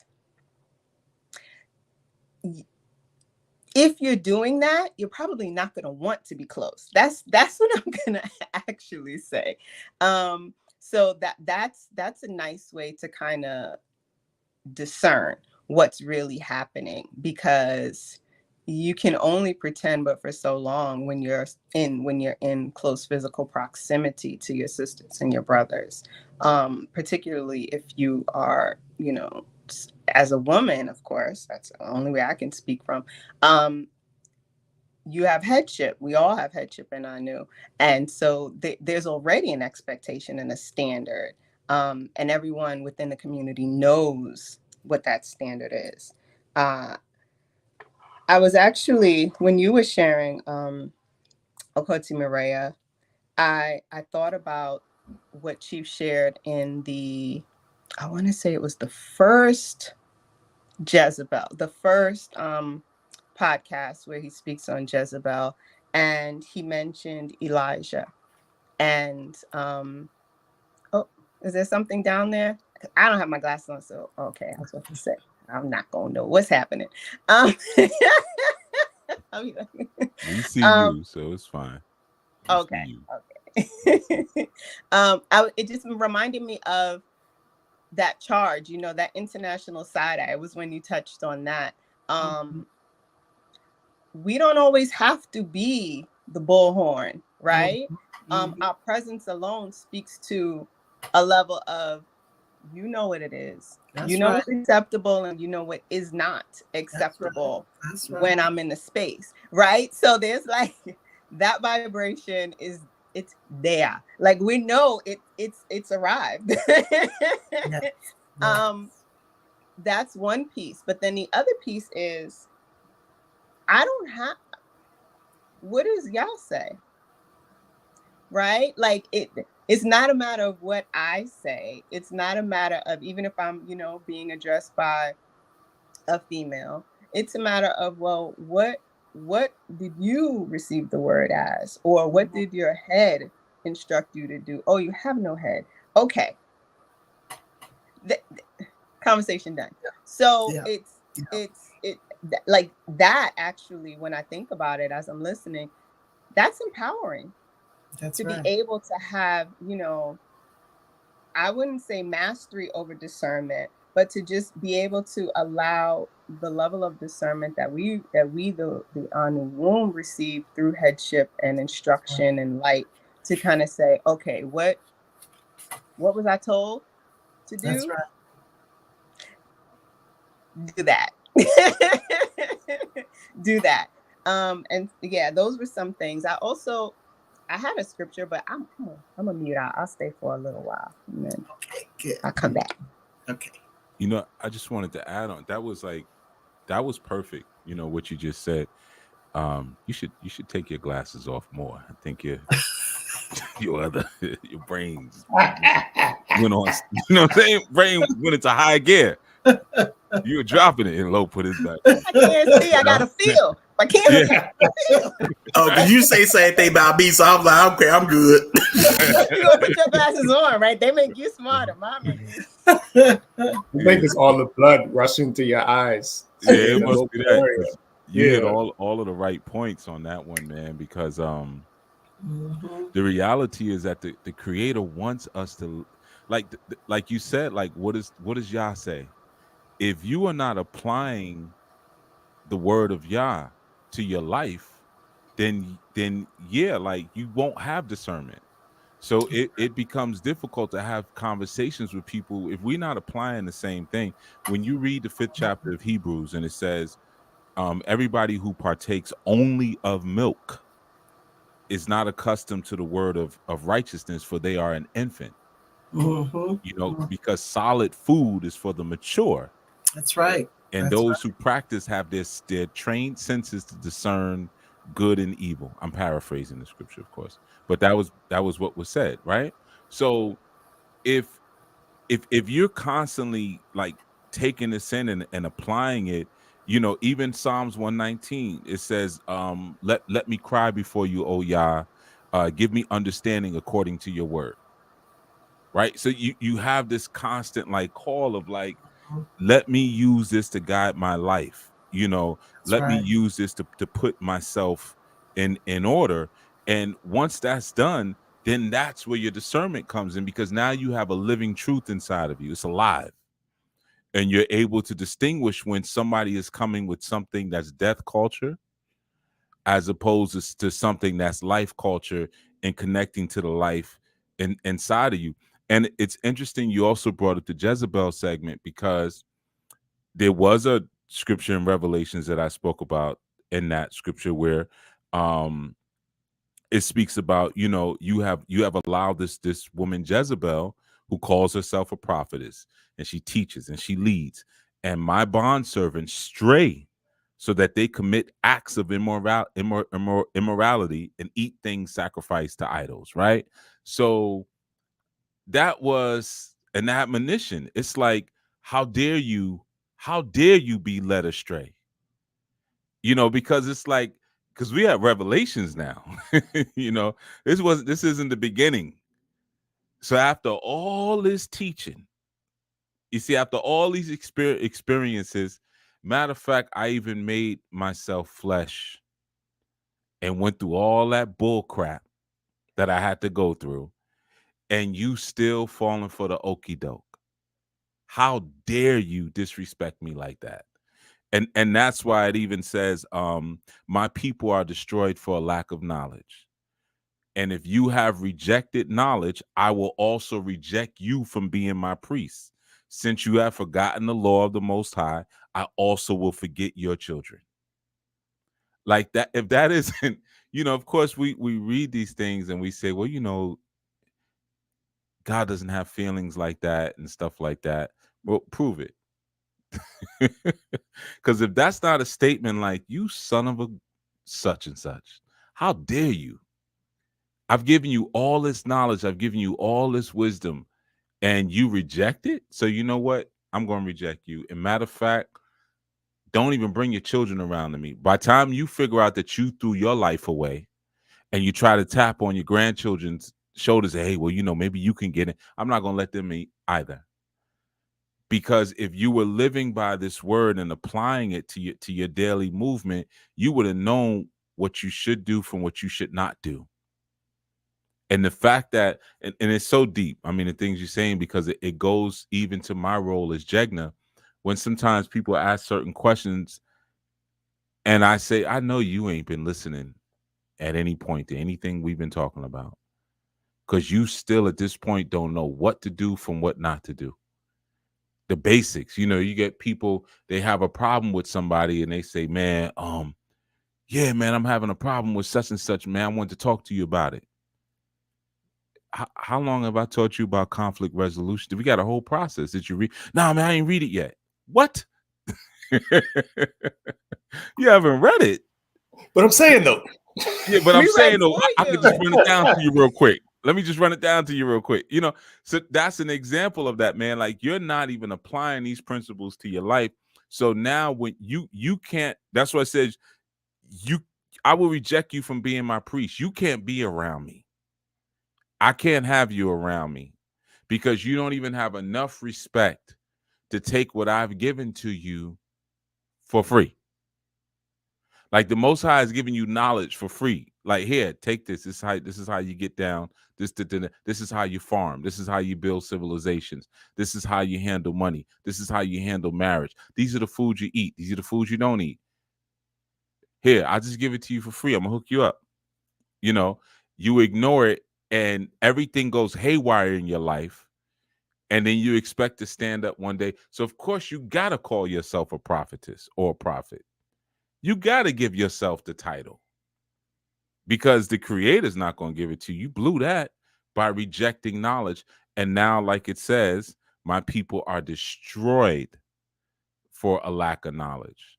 That's a very interesting term because that's an active experience. It's not saying my people dissolve because of a lack of knowledge, or my people slowly depreciate because of a lack. It's saying no, because of a lack. So that means knowledge is like a force field. You're getting destroyed, meaning the wolves are coming, the ravenous wolves are coming to get you, or I'll destroy you. Either one. But you're gonna get destroyed because you have rejected the light. You see, so now you don't even have the ability to discern. You've fallen for every trick in the book, every new term they throw at you, agender, cisgender, transgender, right? Yeah, agender is a new one now. It all now comes under the umbrella of trans, agendered, right? So let's just keep throwing, and you'll fall for it and say, oh, like you said, well, we should respect that because that's what people want to call. Yeah, because you have no knowledge. You have no ability to discern and break these things down. So whatever's thrown at you, you got somebody in this country called the Surgeon General, right? Anybody ever seen the Surgeon General? We read his warnings everywhere. You've read his warnings, right? I remember the old one. I remember the one, he had the white beard and white hair. You talking about Colonel Sanders? No. The Surgeon General who actually was in office when the warning went on the cigarette boxes. I remember him. Right. I know who you're talking about. Well, I mean, we now have a Surgeon General who's a person of color, right? His name is Admiral Vivek Murthy, right? But what I've always found interesting about him is that he's always dressed like a general. Like, why does the Surgeon General wear a military uniform when the only things we hear about the Surgeon General is, like what kind of cornflakes if cornflakes are good for us or not, if we should mix our cigarettes with the cornflakes. Hold on, he's an admiral, but just like a general. Well, I'm saying, okay. I wasn't in the military, man. I didn't sign my life over like y'all did. So I don't know the difference between damn outfits. They all look stupid to me. I wouldn't wear none of that. You know what I mean? I'm a silk and linen man myself. For sure. Royal man got to be in the silk and linens. I feel you. But he's a vice. The one we have is a vice admiral. He's a vice admiral, but his title is Surgeon General. But why are you dressed like that? So maybe some of y'all military people could tell me, why would you dress in military garb if you're not performing a militaristic function? Is he to fight bacteria? or are you? He's fighting gingivitis. The war against gingivitis. Right. Yeah. Or is this actually a militaristic operation? Exactly. Because you're supposed to be the national doctor for the United States. Shouldn't you be wearing a white jacket at the very least? And you wouldn't be called Surgeon General. That's for dang on show. When I think of Surgeon General, I'm like, okay, that's like a military doctor of all divisions, like all head divisions. I could see you in a white coat and you're called the nation's doctor. They popped up with so many good names, so many cool titles they could add. Right, but maybe Supreme Doctor. Right, Supreme Doctor, exactly. But the U.S. Surgeon General, you ain't doing no surgeries, but are you? Right. So this is when we say my people are destroyed for a lack of knowledge, because we can't even discern. People say, oh, that's a Surgeon General, man. It's a person of color. Man, that's something to celebrate. Wait a minute. Hold on. Why is he dressed like that? if you went to a clinic and the doctor came in dressed like that, oh, hold on, man. It's like some Men in Black stuff. You know what I mean? But see, when you have that discernment and you're living by that law, you're living by that word, you see that stuff quick when other people don't see it. Man, he got the wrong clothes on. I don't care if he's a person of color. I don't care if his first name is Vivek. And I also say, oh man, he got a name like Barack, one of them weird Vivek. Okay, Cushite. You know, he from the Indus Kush Valley. All right, we doing something. Now we getting some action up in here. This is what the Panthers was talking about. This is why the Panthers was, no. You see, there's people who will go that route and they'll celebrate. They put a picture of them on the wall, like they put them Barack pictures up on their wall next to Jesus. And then there's people who have discernment because they've been filled with knowledge and intuition. You can laugh at your Carrie. Just because you don't have your glasses on, don't mean we can't see you. You think you're invisible because you can't see? All right, I gotta fix my face. I saw 3 extra veins pop up from you trying to hold that out. you know, Barack O'Christ. So this is what I'm saying. That's where the discernment comes in, because you can get destroyed by what the U.S. Surgeon General tells you is okay to do. You think about the foods that you get the thumbs up on, or the chemical substance that you get the thumbs up on. It's okay. It's all right. Those things are put to shrewdly deal with you and to destroy you. And if you don't have discernment, you just go right along with it. I'm gonna say this one thing, and this is for women. Man, how do I say this thing? Because this is related. It's important. If your man has been chemicalized, or a potential suitor of yours has been chemicalized, a guy comes to you and says, yeah, man, because some people, they brag about it. They even put badges on their profiles and stuff like that. Right? Yeah. And they got the little stick pins and, did you get yours? I got mine. I got all 2 of them, I voted. Right. Exactly. It's like the I voted one. What that says is you are standing in front of someone who does not have the ability to think for themselves. They are thoroughly entrenched into the matrix, and they will never protect you if it comes down to it.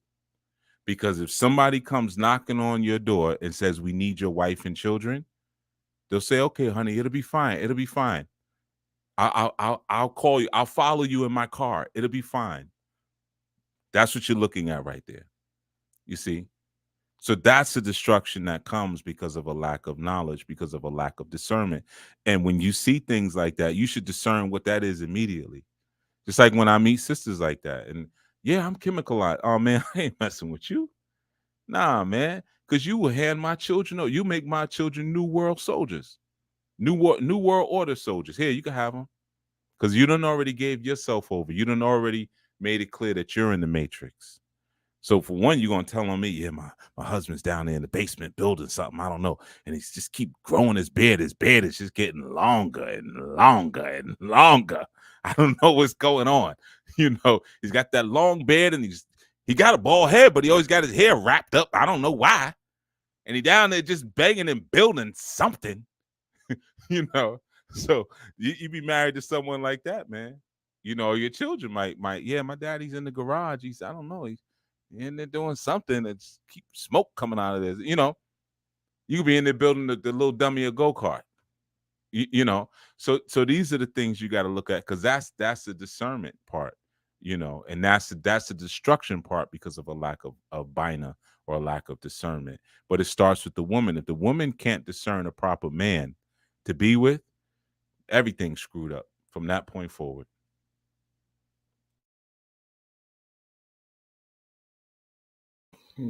Daddy, Yeah. it reminded me of I think it's the movie. I think it was V that you broke down. And it was almost like communist. Like, oh, I think Daddy's a communist. He's always downstairs. I don't know, but he might be. But I don't know. So they dry snitching on you all day, and they think it's all right because Surgeon General or whoever has a title must know better than Dad. Right. It's just Dad. That was probably, that might have been 1984. Mm-hmm. Yeah.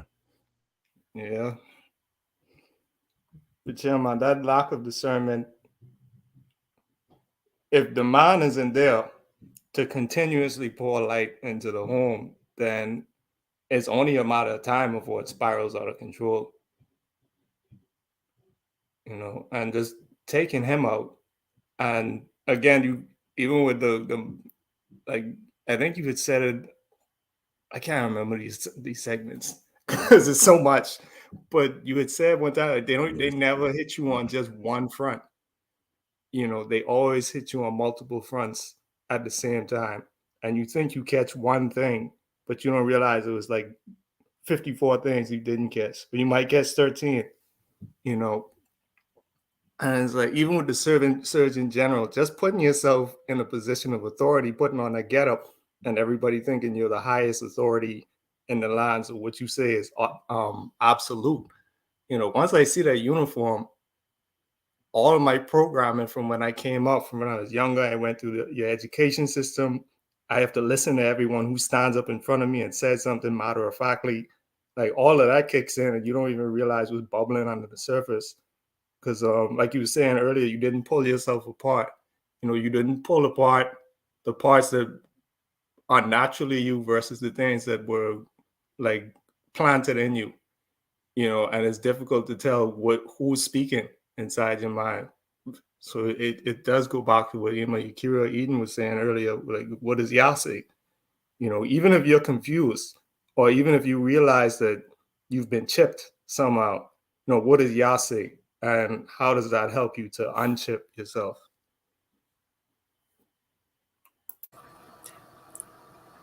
That is so true. I was as Chief, as you were talking about a woman being able to be discerning, even in going into a courtship or relationship with a master. I was thinking about because you let me know that Abigail, not Abigail. Well, that's what I'm thinking about is Abigail. You see, calling all them women's names wrong. You doing it again. Abigail, Ruth, Naomi, Sarah. I was thinking about, I didn't know that Ahab had, his parents had chosen his wife, but I did think about Abigail because with the husband she had, when we did the study on her, a woman of good understanding, one of the things I understood was that, Paul says it in Romans 12 when he says, and be not conformed to this world, but be ye transformed by the renewing of your mind, that ye may prove what is good and acceptable and perfect will of the Most High. And I thought that she had been taught in her father's house because her husband definitely didn't make the right decisions, but she was able to be a complement to him. For example, when he insulted David and was about to get his whole homestead, killed off, and the servant went to her and said, yeah, your husband did this. But her discernment, she didn't insult her husband. She didn't, she stood on, she had discernment, and she knew to go to David the right way. And she didn't even insult her husband to David. Like, I know my husband came and he said some crazy things to you. She didn't even do that. She just went to him and she presented him with his requests as she respected her household. And, I'm sure David noticed that. Well, she didn't even put him down. He's about to get everybody killed up. And she didn't go and talk crazy and backstab her husband in order to make things right.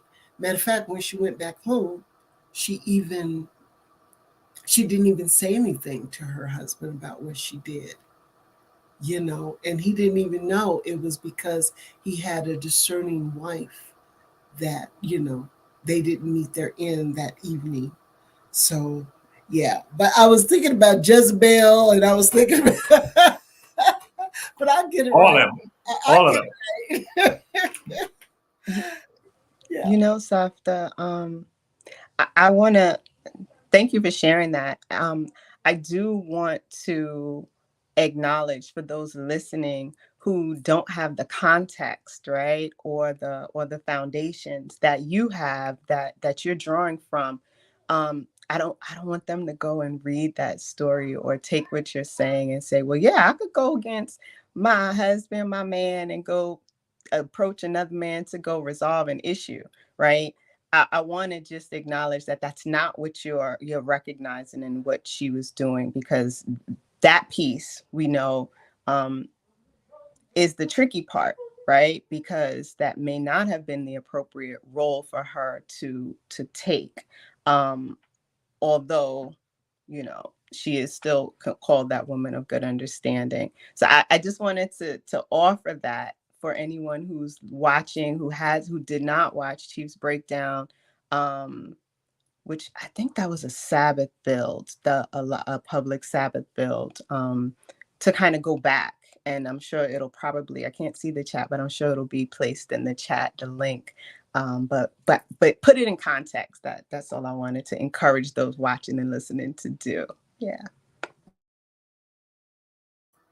Thank you for that, because there is it's a woman of good understanding, and it's the story of Abigail and her husband. Was it Nate, or how do you Nabal or Nate? Yes, Nabal. We're not going to talk about the name situation today.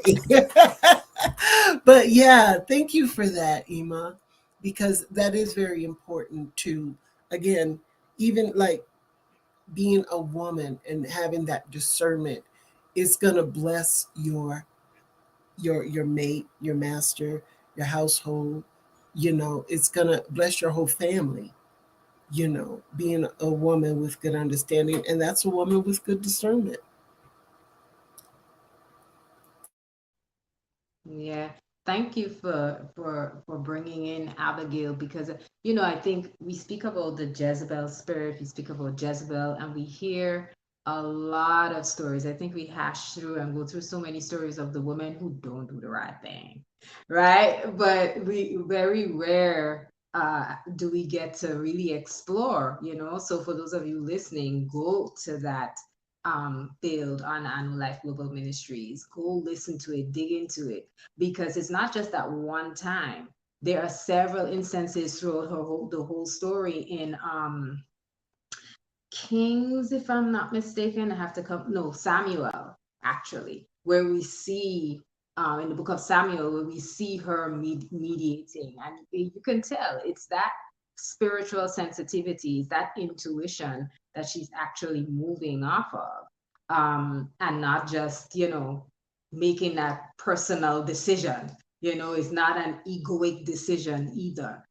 So you see that several times in that text. And there are other sisters too. There are other women too that we see moving from that place of discernment. We could talk about Huldah. Huldah is one. We can dig into Ruth. I know I'll leave that to Achoti Yafe to do that. That's our thing. Wheelhouse. We could talk about Deborah. These are names, and we're sharing those names because I'm adding to the list of names, because again, we have the laundry list of the women who don't choose the right thing, right? But there's that discernment. And I even wanted to share when Savta and I were building, and we were like, okay, we'll break it up into point one, we're going to define. Point two, we're going to do biblical references. Then we're like, okay, then we're going to jump into stories of discernment, which we haven't even gotten to.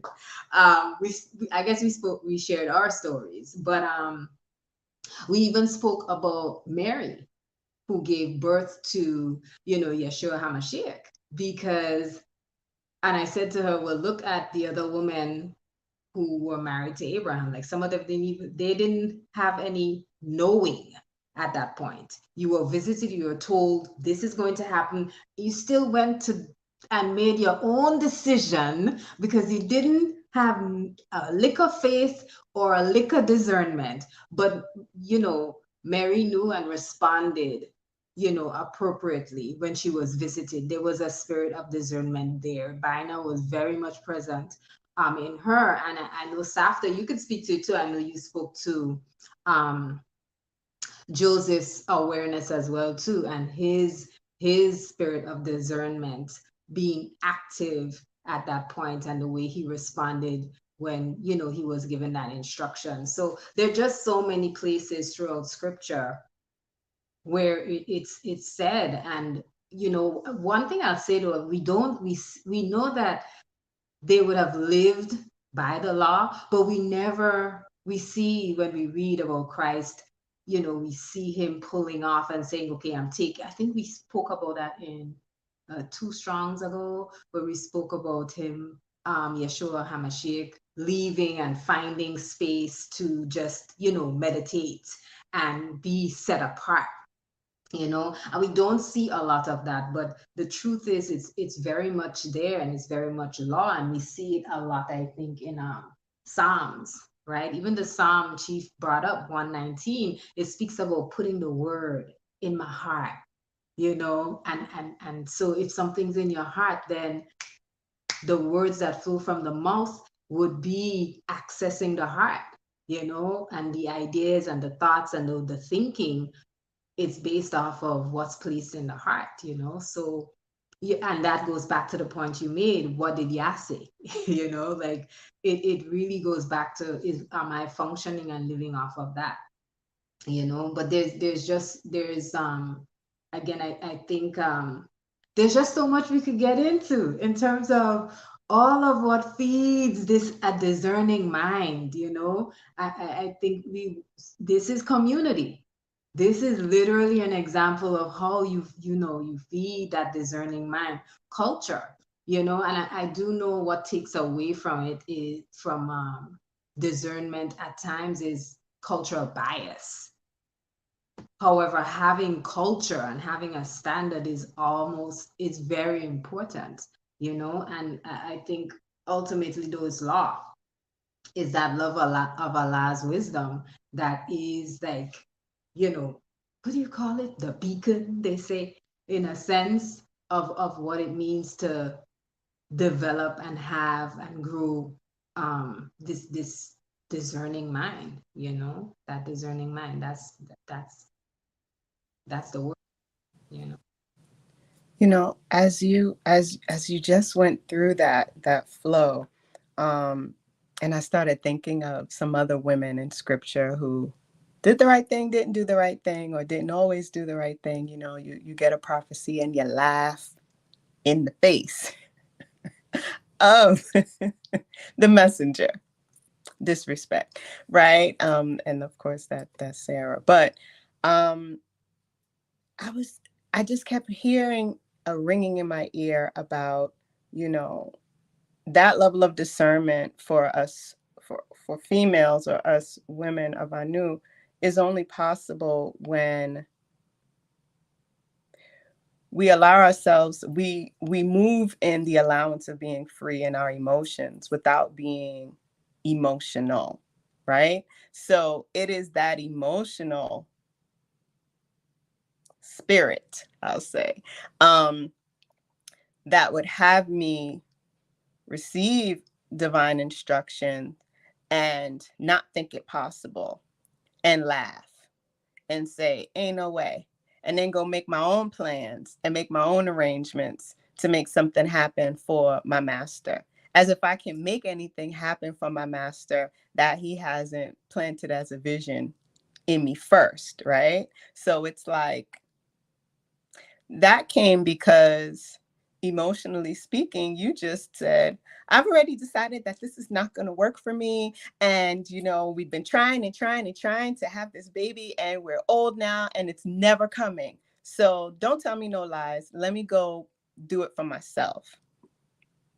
Whereas if you would have kind of just panned back and looked at how prophecy had manifested itself already all around you, then that level of discernment would have had you fall on your face and say thank you and make preparations for what you were already told would happen. And I just, yeah, that you know, willfully, we know what story I'm referencing, but how many times does that happen each day? How many do I do that? You know, you're given instruction, you're told what to do, And if you're really listening to what you're being told to do, it's laying out where you're going. Like it's plotting the map for you for a particular destination. But you may only see where you have been. So you don't even have a discerning eye because your eye is not even in the right position. You're looking, we ain't gonna talk about the pillar of salt. You're looking backwards. You're not even in the present moment, much less, beginning to perceive the vision that you're receiving or take in the vision that you're receiving. So as I listen to you, I'm just like, yeah, that's where that emotional maturity comes in. Like you can't even discern if you lack emotional maturity, and then can evolve into that, that freedom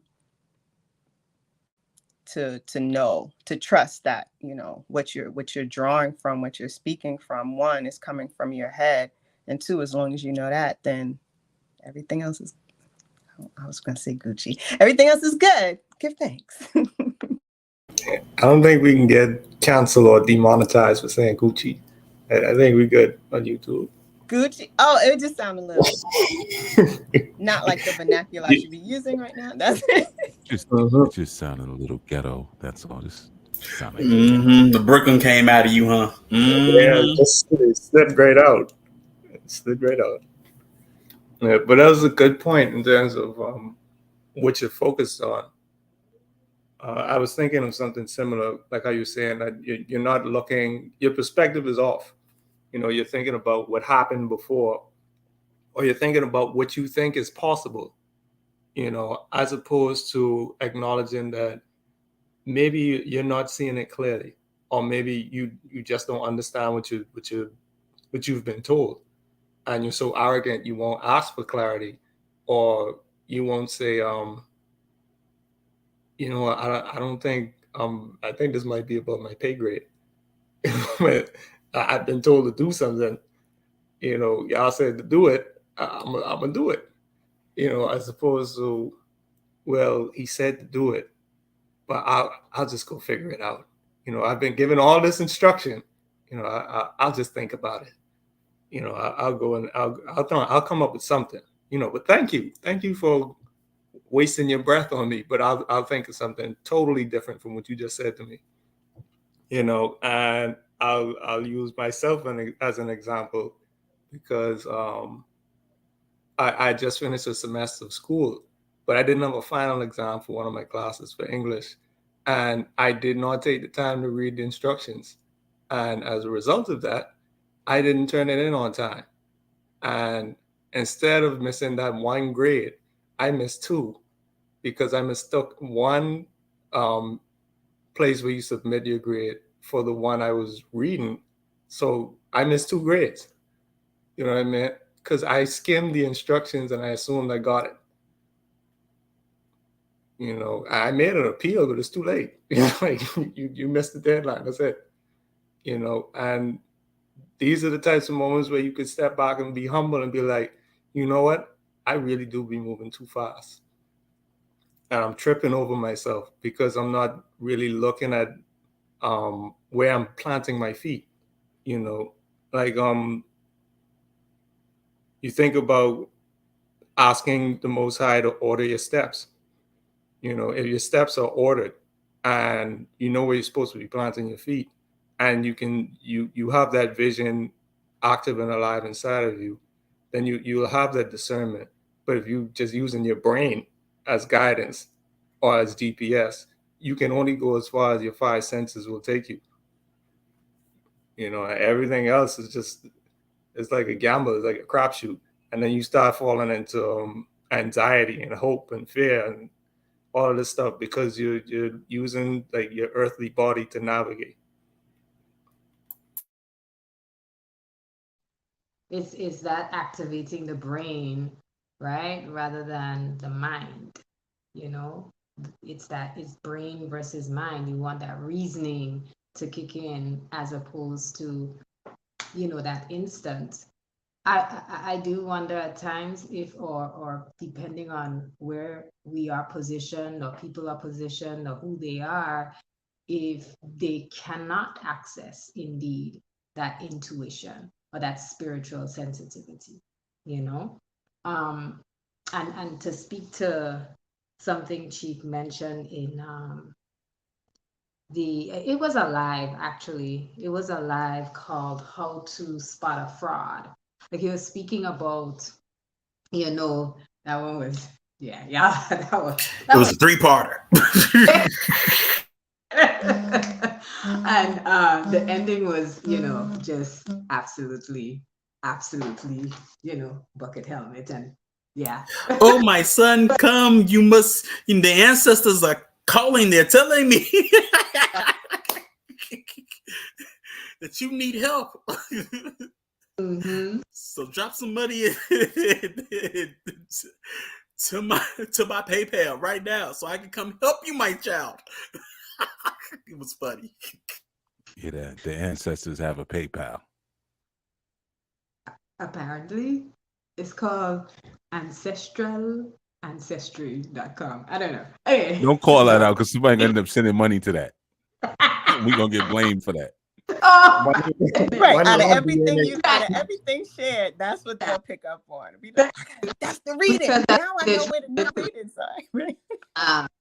But this one was a live that was not a podcast, but it's on the Anu Life Global Ministries and on the Chief Yuya YouTube channel, where he is speaking about there's a section, I think it's 26 is the timestamp around there, where he starts speaking about also being able to decipher and discern and make judgment calls based off of, again, discernment and not parasites, right? So he goes into keeping the gut clean and keeping ourselves, focused, and making sure that we're breathing right, and just speaking to health in a sense, and understanding and acknowledging that those things can obstruct the judgment, right? Because maybe it's a sugar craving, or you're craving comforts, and I guess I'm answering my question, which is kind of crazy and nutty.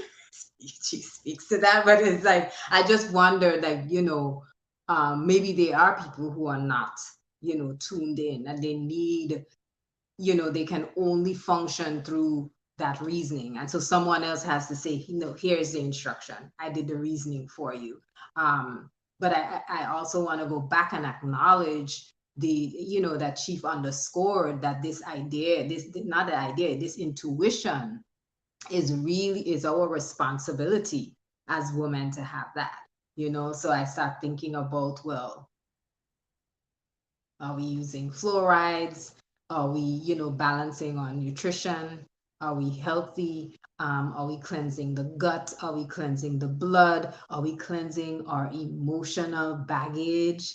Are we cleansing the mind? At the end of the day, are we downloading all of that we've learned, which only happens through sleep?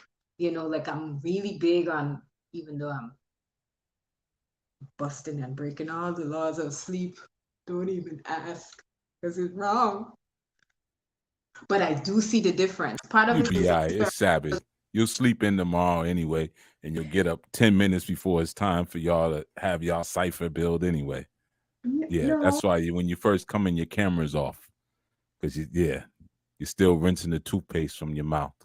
What? No, that doesn't. Bad. Mm-hmm. No, I'm always like, you think I don't know what happens? I know what happens around here. Some people, that ain't me though. That was a big reaction. Yeah, exactly. You know how many lives she's come on half sleep. Mm-hmm. What? Who's come on and sleep? Me? You. I've come on sleeping. That's what you're saying. You see, now she's gonna repeat every question, trying to figure out what move she want to make next.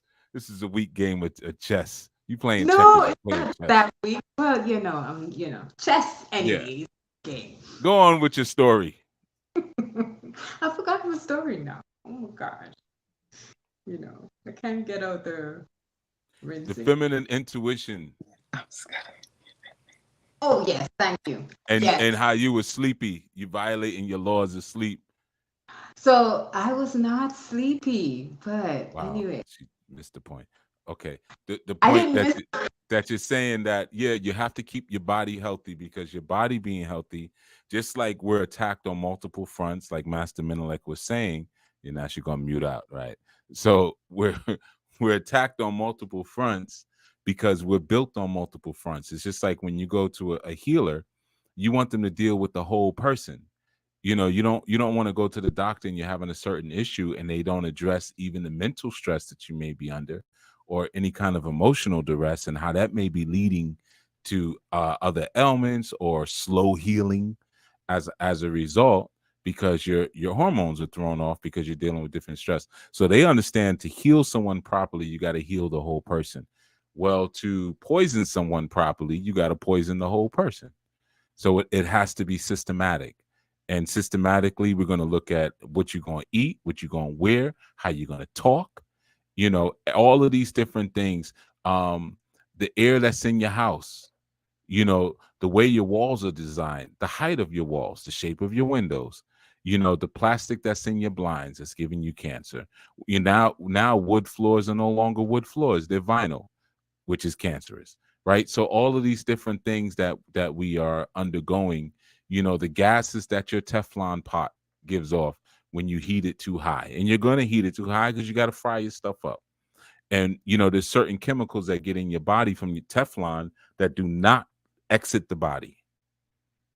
Do not exit the body. A lot of people don't know that there's some chemicals you can take into your body that do not come out. They'll be with you to the day you die. And there are chemicals in Teflon that are those chemicals, right? So all of these different things are used to destroy you because of your lack of knowledge. Now, if you got knowledge, you say, man, I'm gonna use stainless steel and I'm gonna use glass, and that's about it. And I really don't need to be frying up nothing anyway. On top of all of that, I don't really need to, if I'm going to eat something that would need to be cooked like that, the best ways to do it like my ancestors did, and boil it.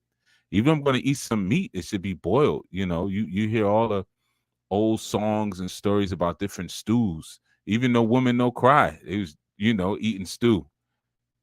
So yeah, we boil our stuff, man. We ain't frying stuff all crazy, all that oil popping all over the freaking place, burning the baby standing at the side of the stove because they hungry and they standing too close. Now the piece of oil done popped into the baby's face and they crying, and while you tilling the baby, the chicken is burning. So now we eating that chicken that got all that extra oil in it, but that flat layer of burn on the bottom, char on the bottom, and you got to scrape that off to try to get to the good sweet part, but all the salt done really got into the char, so now it's just ruined. And the baby got an eye patch, and you worried about CPS coming to your door because they're not going to believe the story, right? When you could have just boiled it and put a lid on it and came back, checked on it later, right? So all of these different things systematically break down the divine people because of our lack of knowledge. So what you were saying, Achoti Moreyah, is that even in this environment where we get together and we may be speaking about spiritual truths, we don't separate those spiritual truths from how we interact with each other as a community, the language that we use for each other. We have a certain solidity and uniformity of language, even in how we refer to one another.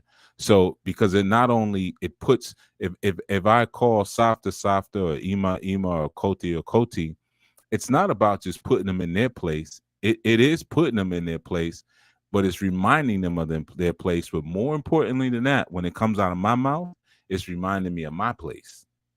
So before I say something slick, I got, man, this is somebody's mother. Oh man, this is somebody's grandmother. Don't get too fresh. This is somebody, this is sister. This is Achoti. Oh, this is my sister, man. She did something I didn't like, man. I want to cut her off, but that's my sister. I can't do that. You see, so it reminds us, and that's healing. That's where healing comes from too. And so it's all a systematic process. You were talking about Mary earlier. That whole process was systematic, but when you just listening to these Catholics will tell you that Mary, they call her the ever virgin.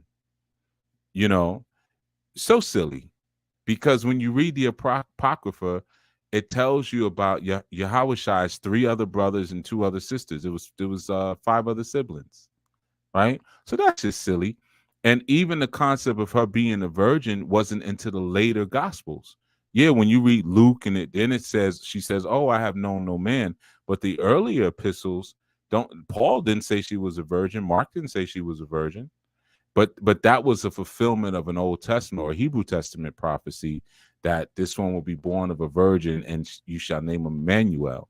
So they just applied it to that, right? But what I'm saying, as far as systematically, it wasn't just like we're told, oh man, angel Gabriel came and said, the Lord is gonna whatever, it's gonna be a poof and light show and fire, and it's gonna be like a whole Earth, Wind, and Fire concert, and then you're gonna have Jesus inside of you, right? But if that was the case, then Joseph would not have come from the house of David. When you check Joseph's lineage, he's from the house of David. And it was always known in our tradition that the only messiahs come from the house of David. If you're not from the house of David, you can't be a messiah. So that makes you think twice. Well, wait a minute. If that was not his biological father because he was produced from an angel, then why would it matter that Joseph was from the house of David? Because that wouldn't be Yahushai's line. But it is Yahushai's line, which tells us Joseph was not the stepdaddy. Joseph was the daddy. You see? You are the father, exactly. You see? But there was a systematic plan in place there where it's like, we're going to utilize this man, Joseph, in this line, and we're going to show him how to use this higher energy to produce this Messiah. And this woman, we're going to utilize her energy to produce this Messiah. You see, so it happened to happen. It had to happen holistically, because what if Joseph was a Nabal? Then we wouldn't have had a Yahushua, right? So there was a whole community there that was surrounding this young man who we call Yahushua ben Pantera, or Yahushua, Hamashiach. But there was a whole community systematically that was put in place for this person to rise up, and it wasn't just a virgin mother and a little boy. That's again the tricknology of the Catholic Church to keep you, perpetuating this idea that removes the man from the home. If Joseph wasn't there would have been no Messiah, because the Messiah had to come from him, his bloodline. You see? So that's systematic. Come on, Moreyah. I don't know why you're reading all deep into it. It ain't all that deep. It ain't all that deep. You just call on the name of Jesus. Just call Jesus. Mm-hmm. Call him on the mainline. He died for us. Just call him. Well, I had a little talk with Jesus, and I told him all about my troubles. If I had a tambourine right now. Thank you for bringing up the Apocrypha, because it gives that other perspective that's missing, right? It really does. And I mean, you get to see the entire context and not just what someone scratched out and, like rewrote or put in or stick in there. And then you get to see how also like Mary's prepared. They didn't just like find her from somewhere. Her parents as well were visited and told, you're going to bring forth this young woman, and she has to be, pretty much devoted to the temple. She lived there for so much of her life. And even that's one of the reasons why I actually love Psalm 119, because it speaks about the way she uses Psalm 119 as she ascends the steps to the temple when she was younger and being prepared for her role as mother, So, I just thank you for bringing up, showing that it's all of rich context. Is that just me, or is that her DJing? No, I think Savta. Yeah. I thought it was me. Yeah, you're hitting the crossfader there. Your volume was coming in and out. Well, I'll mute now. Why would you mute? You sounded clear. Okay. No, it was Yeah, it was when Savta unmuted. You're good now. Mm-hmm. Okay, okay. I'm kind of finished. Actually, that's a but I've been told that we have to keep mind of time, as it's after 10 o'clock at this point. But I wanted to, because I keep thinking about, when Chief, when you said my people perish for lack of knowledge, and I think about when you brought up the Apocrypha, and we look at the Torah, and we look at the Quran, and we look at I remember being indoctrinated into churches, and it was like they never encouraged you to read anything but the Bible that they interpreted. And then they got a little nervous if you started venturing into too many different translations, and so it's like now, especially at this time, they're talking about book, what do you call it, where they're pulling books out of the library now, and banning, banding, and I think about how in churches, at least the ones that I attended, I believe 99% of them never encourage you to read anything outside of the King James Version. And even studying it within this community, I'm learning there's still so much more to it. So again, when you think about community, and I have to, I don't know of any other community that encourages the learning and the exploration and the education of knowing and not being ignorant. It's and when you go into a court of law, don't they say that ignorance is not an excuse? So when we think about developing a discerning mind, we are forever charged. I'm writing down books. I think I'm still on the first one that Chief gave us, when we were in the retreat. And that's just something I got away from, is reading and learning. And I mentioned earlier even about watching TV. Now that we have our watch parties and we have a list of films, if it doesn't offer me something to open up my mind and to take me up a level than where I was at, and all the things I told was not, it's fiction. And I've always been a person that loved fiction. So when I started learning about the sky people, and that blew my mind, because I'm like, I knew it. I knew it was more to it, but I was not allowed to explore that, especially in the generation I came from. This is what you read. This is what you learn. Don't go venturing off. That stuff is not real. And I think, matter of fact, back in the day when we watched those movies, Left Behind and all that good stuff, and we were told that they gave their version of the book of Revelations. I never understood that. So again, and I was just mentioning that because when you come into a place where now the puzzle pieces are put in order, now the knowledge is beginning to become clear. Uh, I can't recommend anybody I know to go somewhere else. I know I got mine here at Anu. And that's what I'll be sharing, because, test it and see.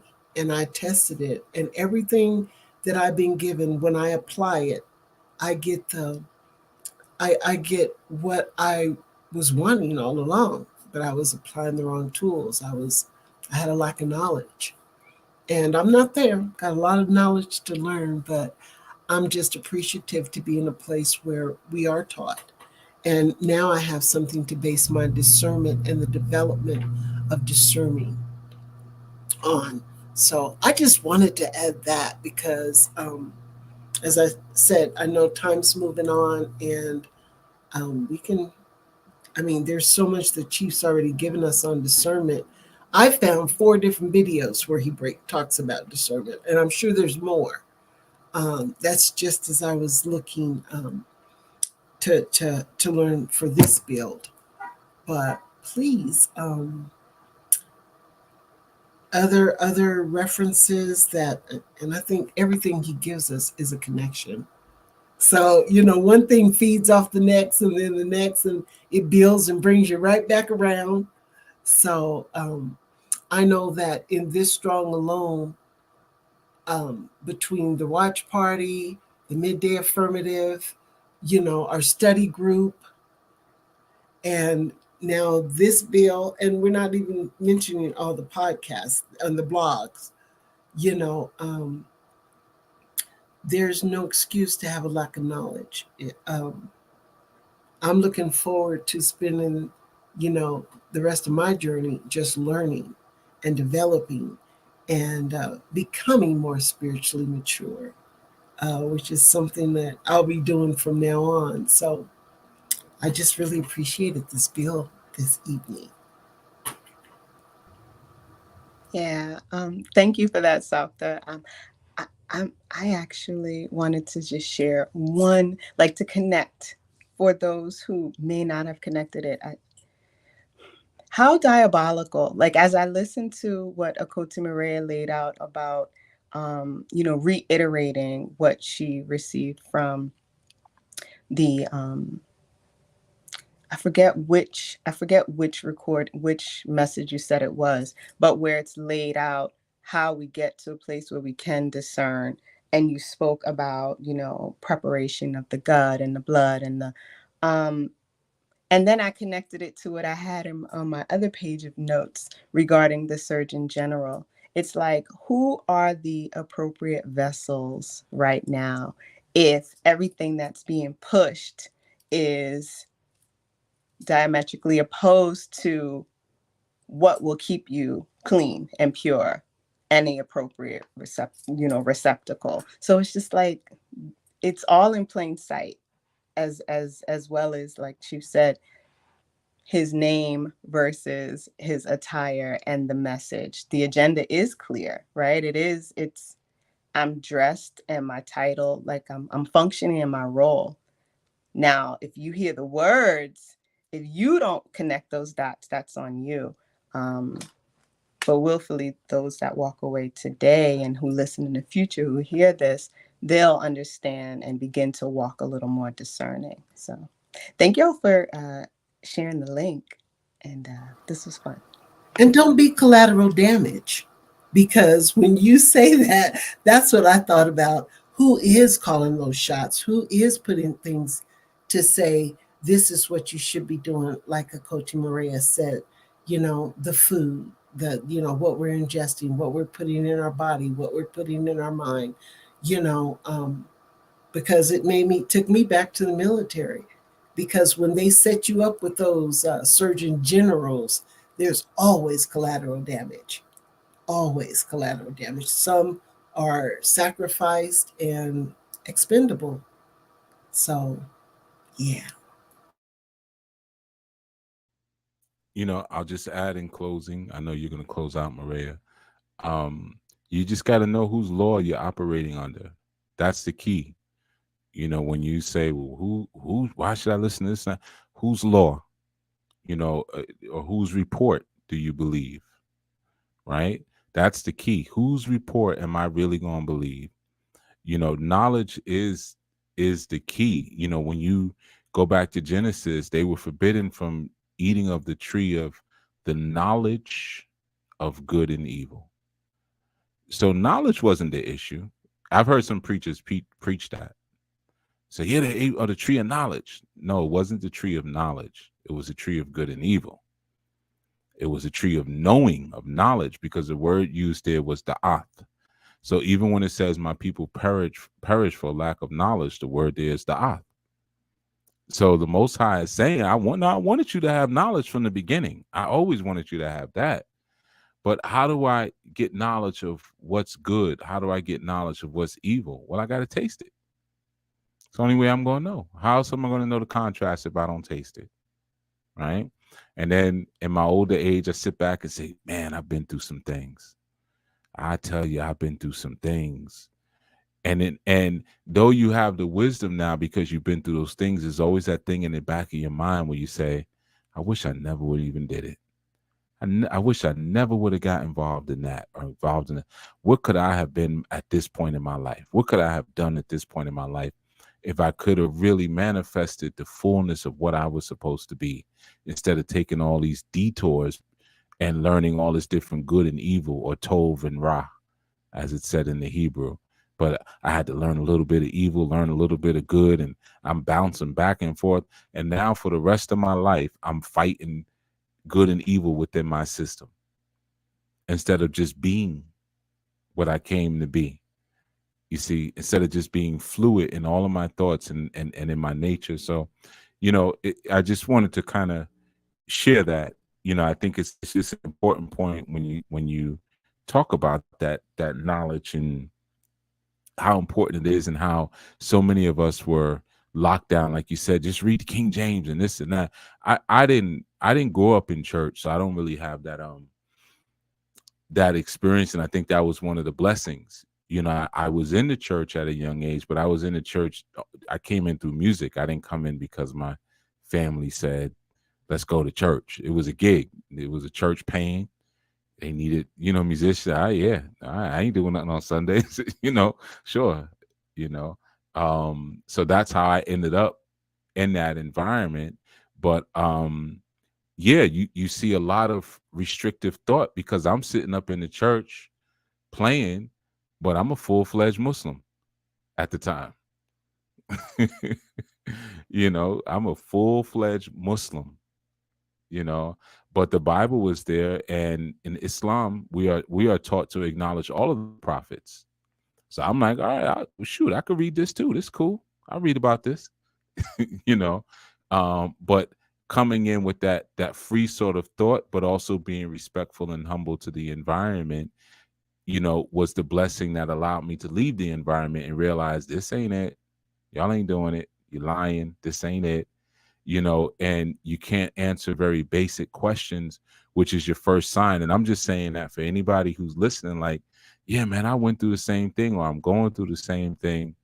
If your teachers who are kind of posturing themselves as really knowing the way and knowing what's best for you, which maybe they do, they might know what's best for you. Don't be afraid to ask questions about what may not make sense to you. Again, like Mary, some stuff isn't adding up there. That's she's a virgin. Is she still a virgin? That's not really adding up. Joseph. So Joseph just said, yeah, or once the angel came through, the angel just obliterated that thing. And he's like, man, I ain't going in there after that, man. You got, I ain't gonna say that. I was gonna say something crazy. But yeah, so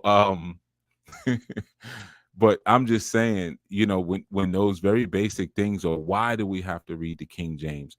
If for anybody listening, I just wanted to throw that in there. I did last Thanksgiving a breakdown on just what Thanksgiving is, but in that I explained how the King James Bible, more so why the King James Bible was introduced when it was introduced.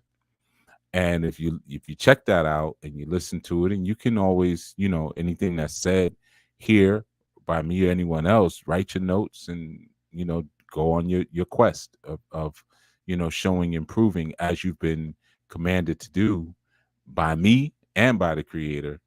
But you'll find that, yeah, it's accurate.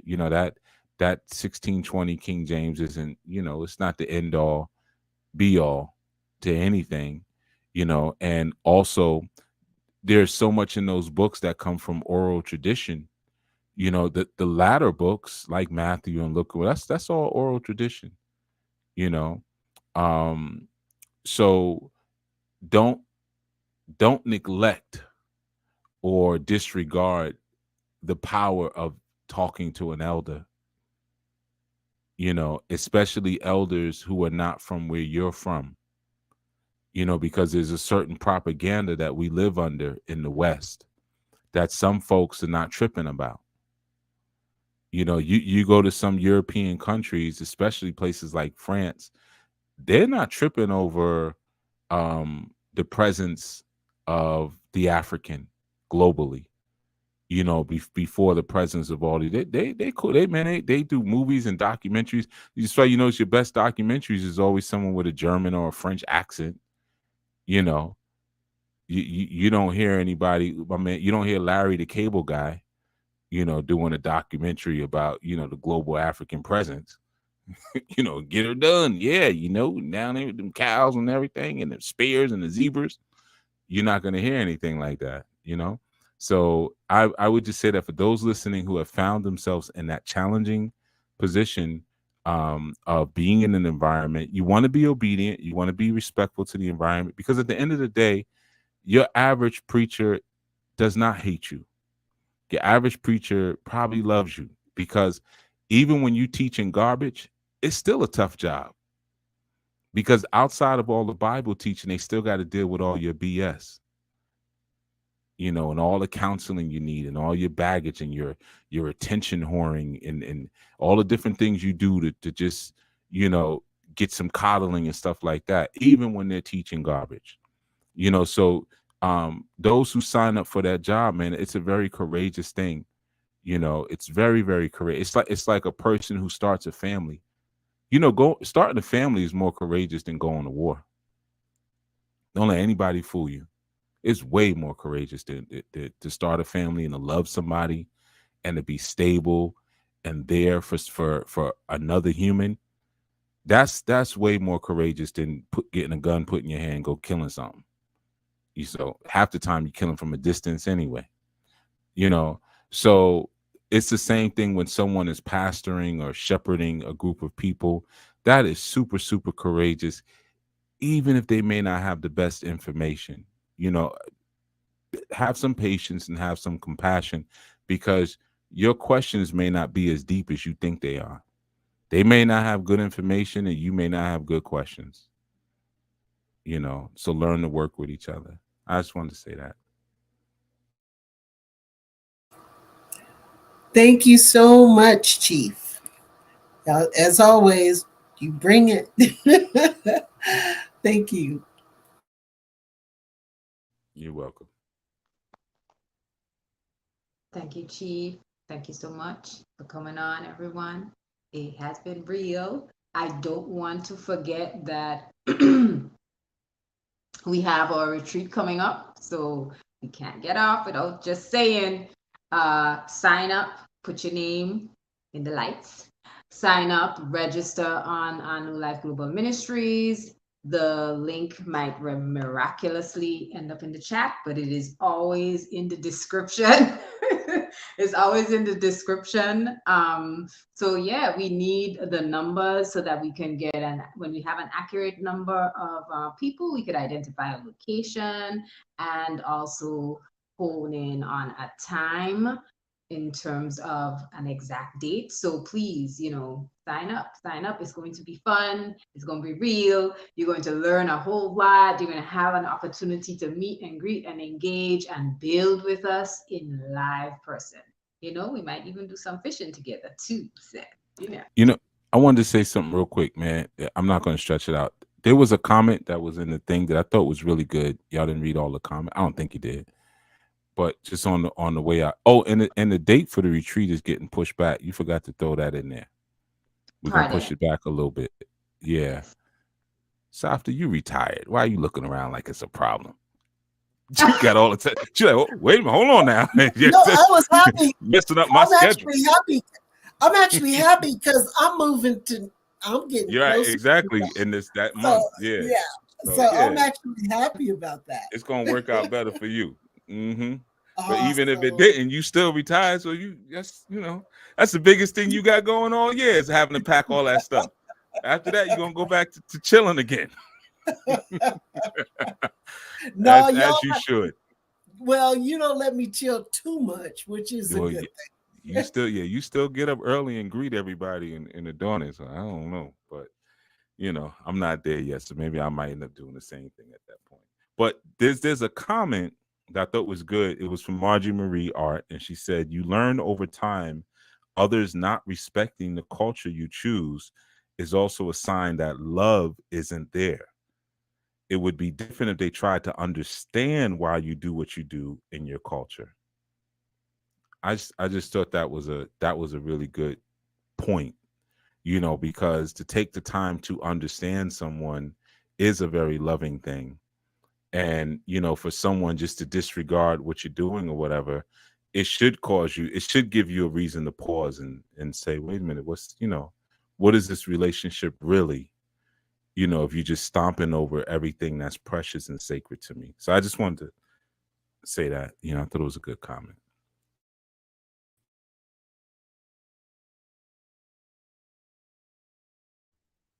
All right. Well, peace, everyone. Enjoy your Sabbath. See y'all. Peace, everyone. Thank you all for joining. Oh, Peace, and everybody. yeah, and tomorrow we'll see everybody, right? Yeah. Yeah. Okay. Shabbat shalom. Peace, everyone. Peace.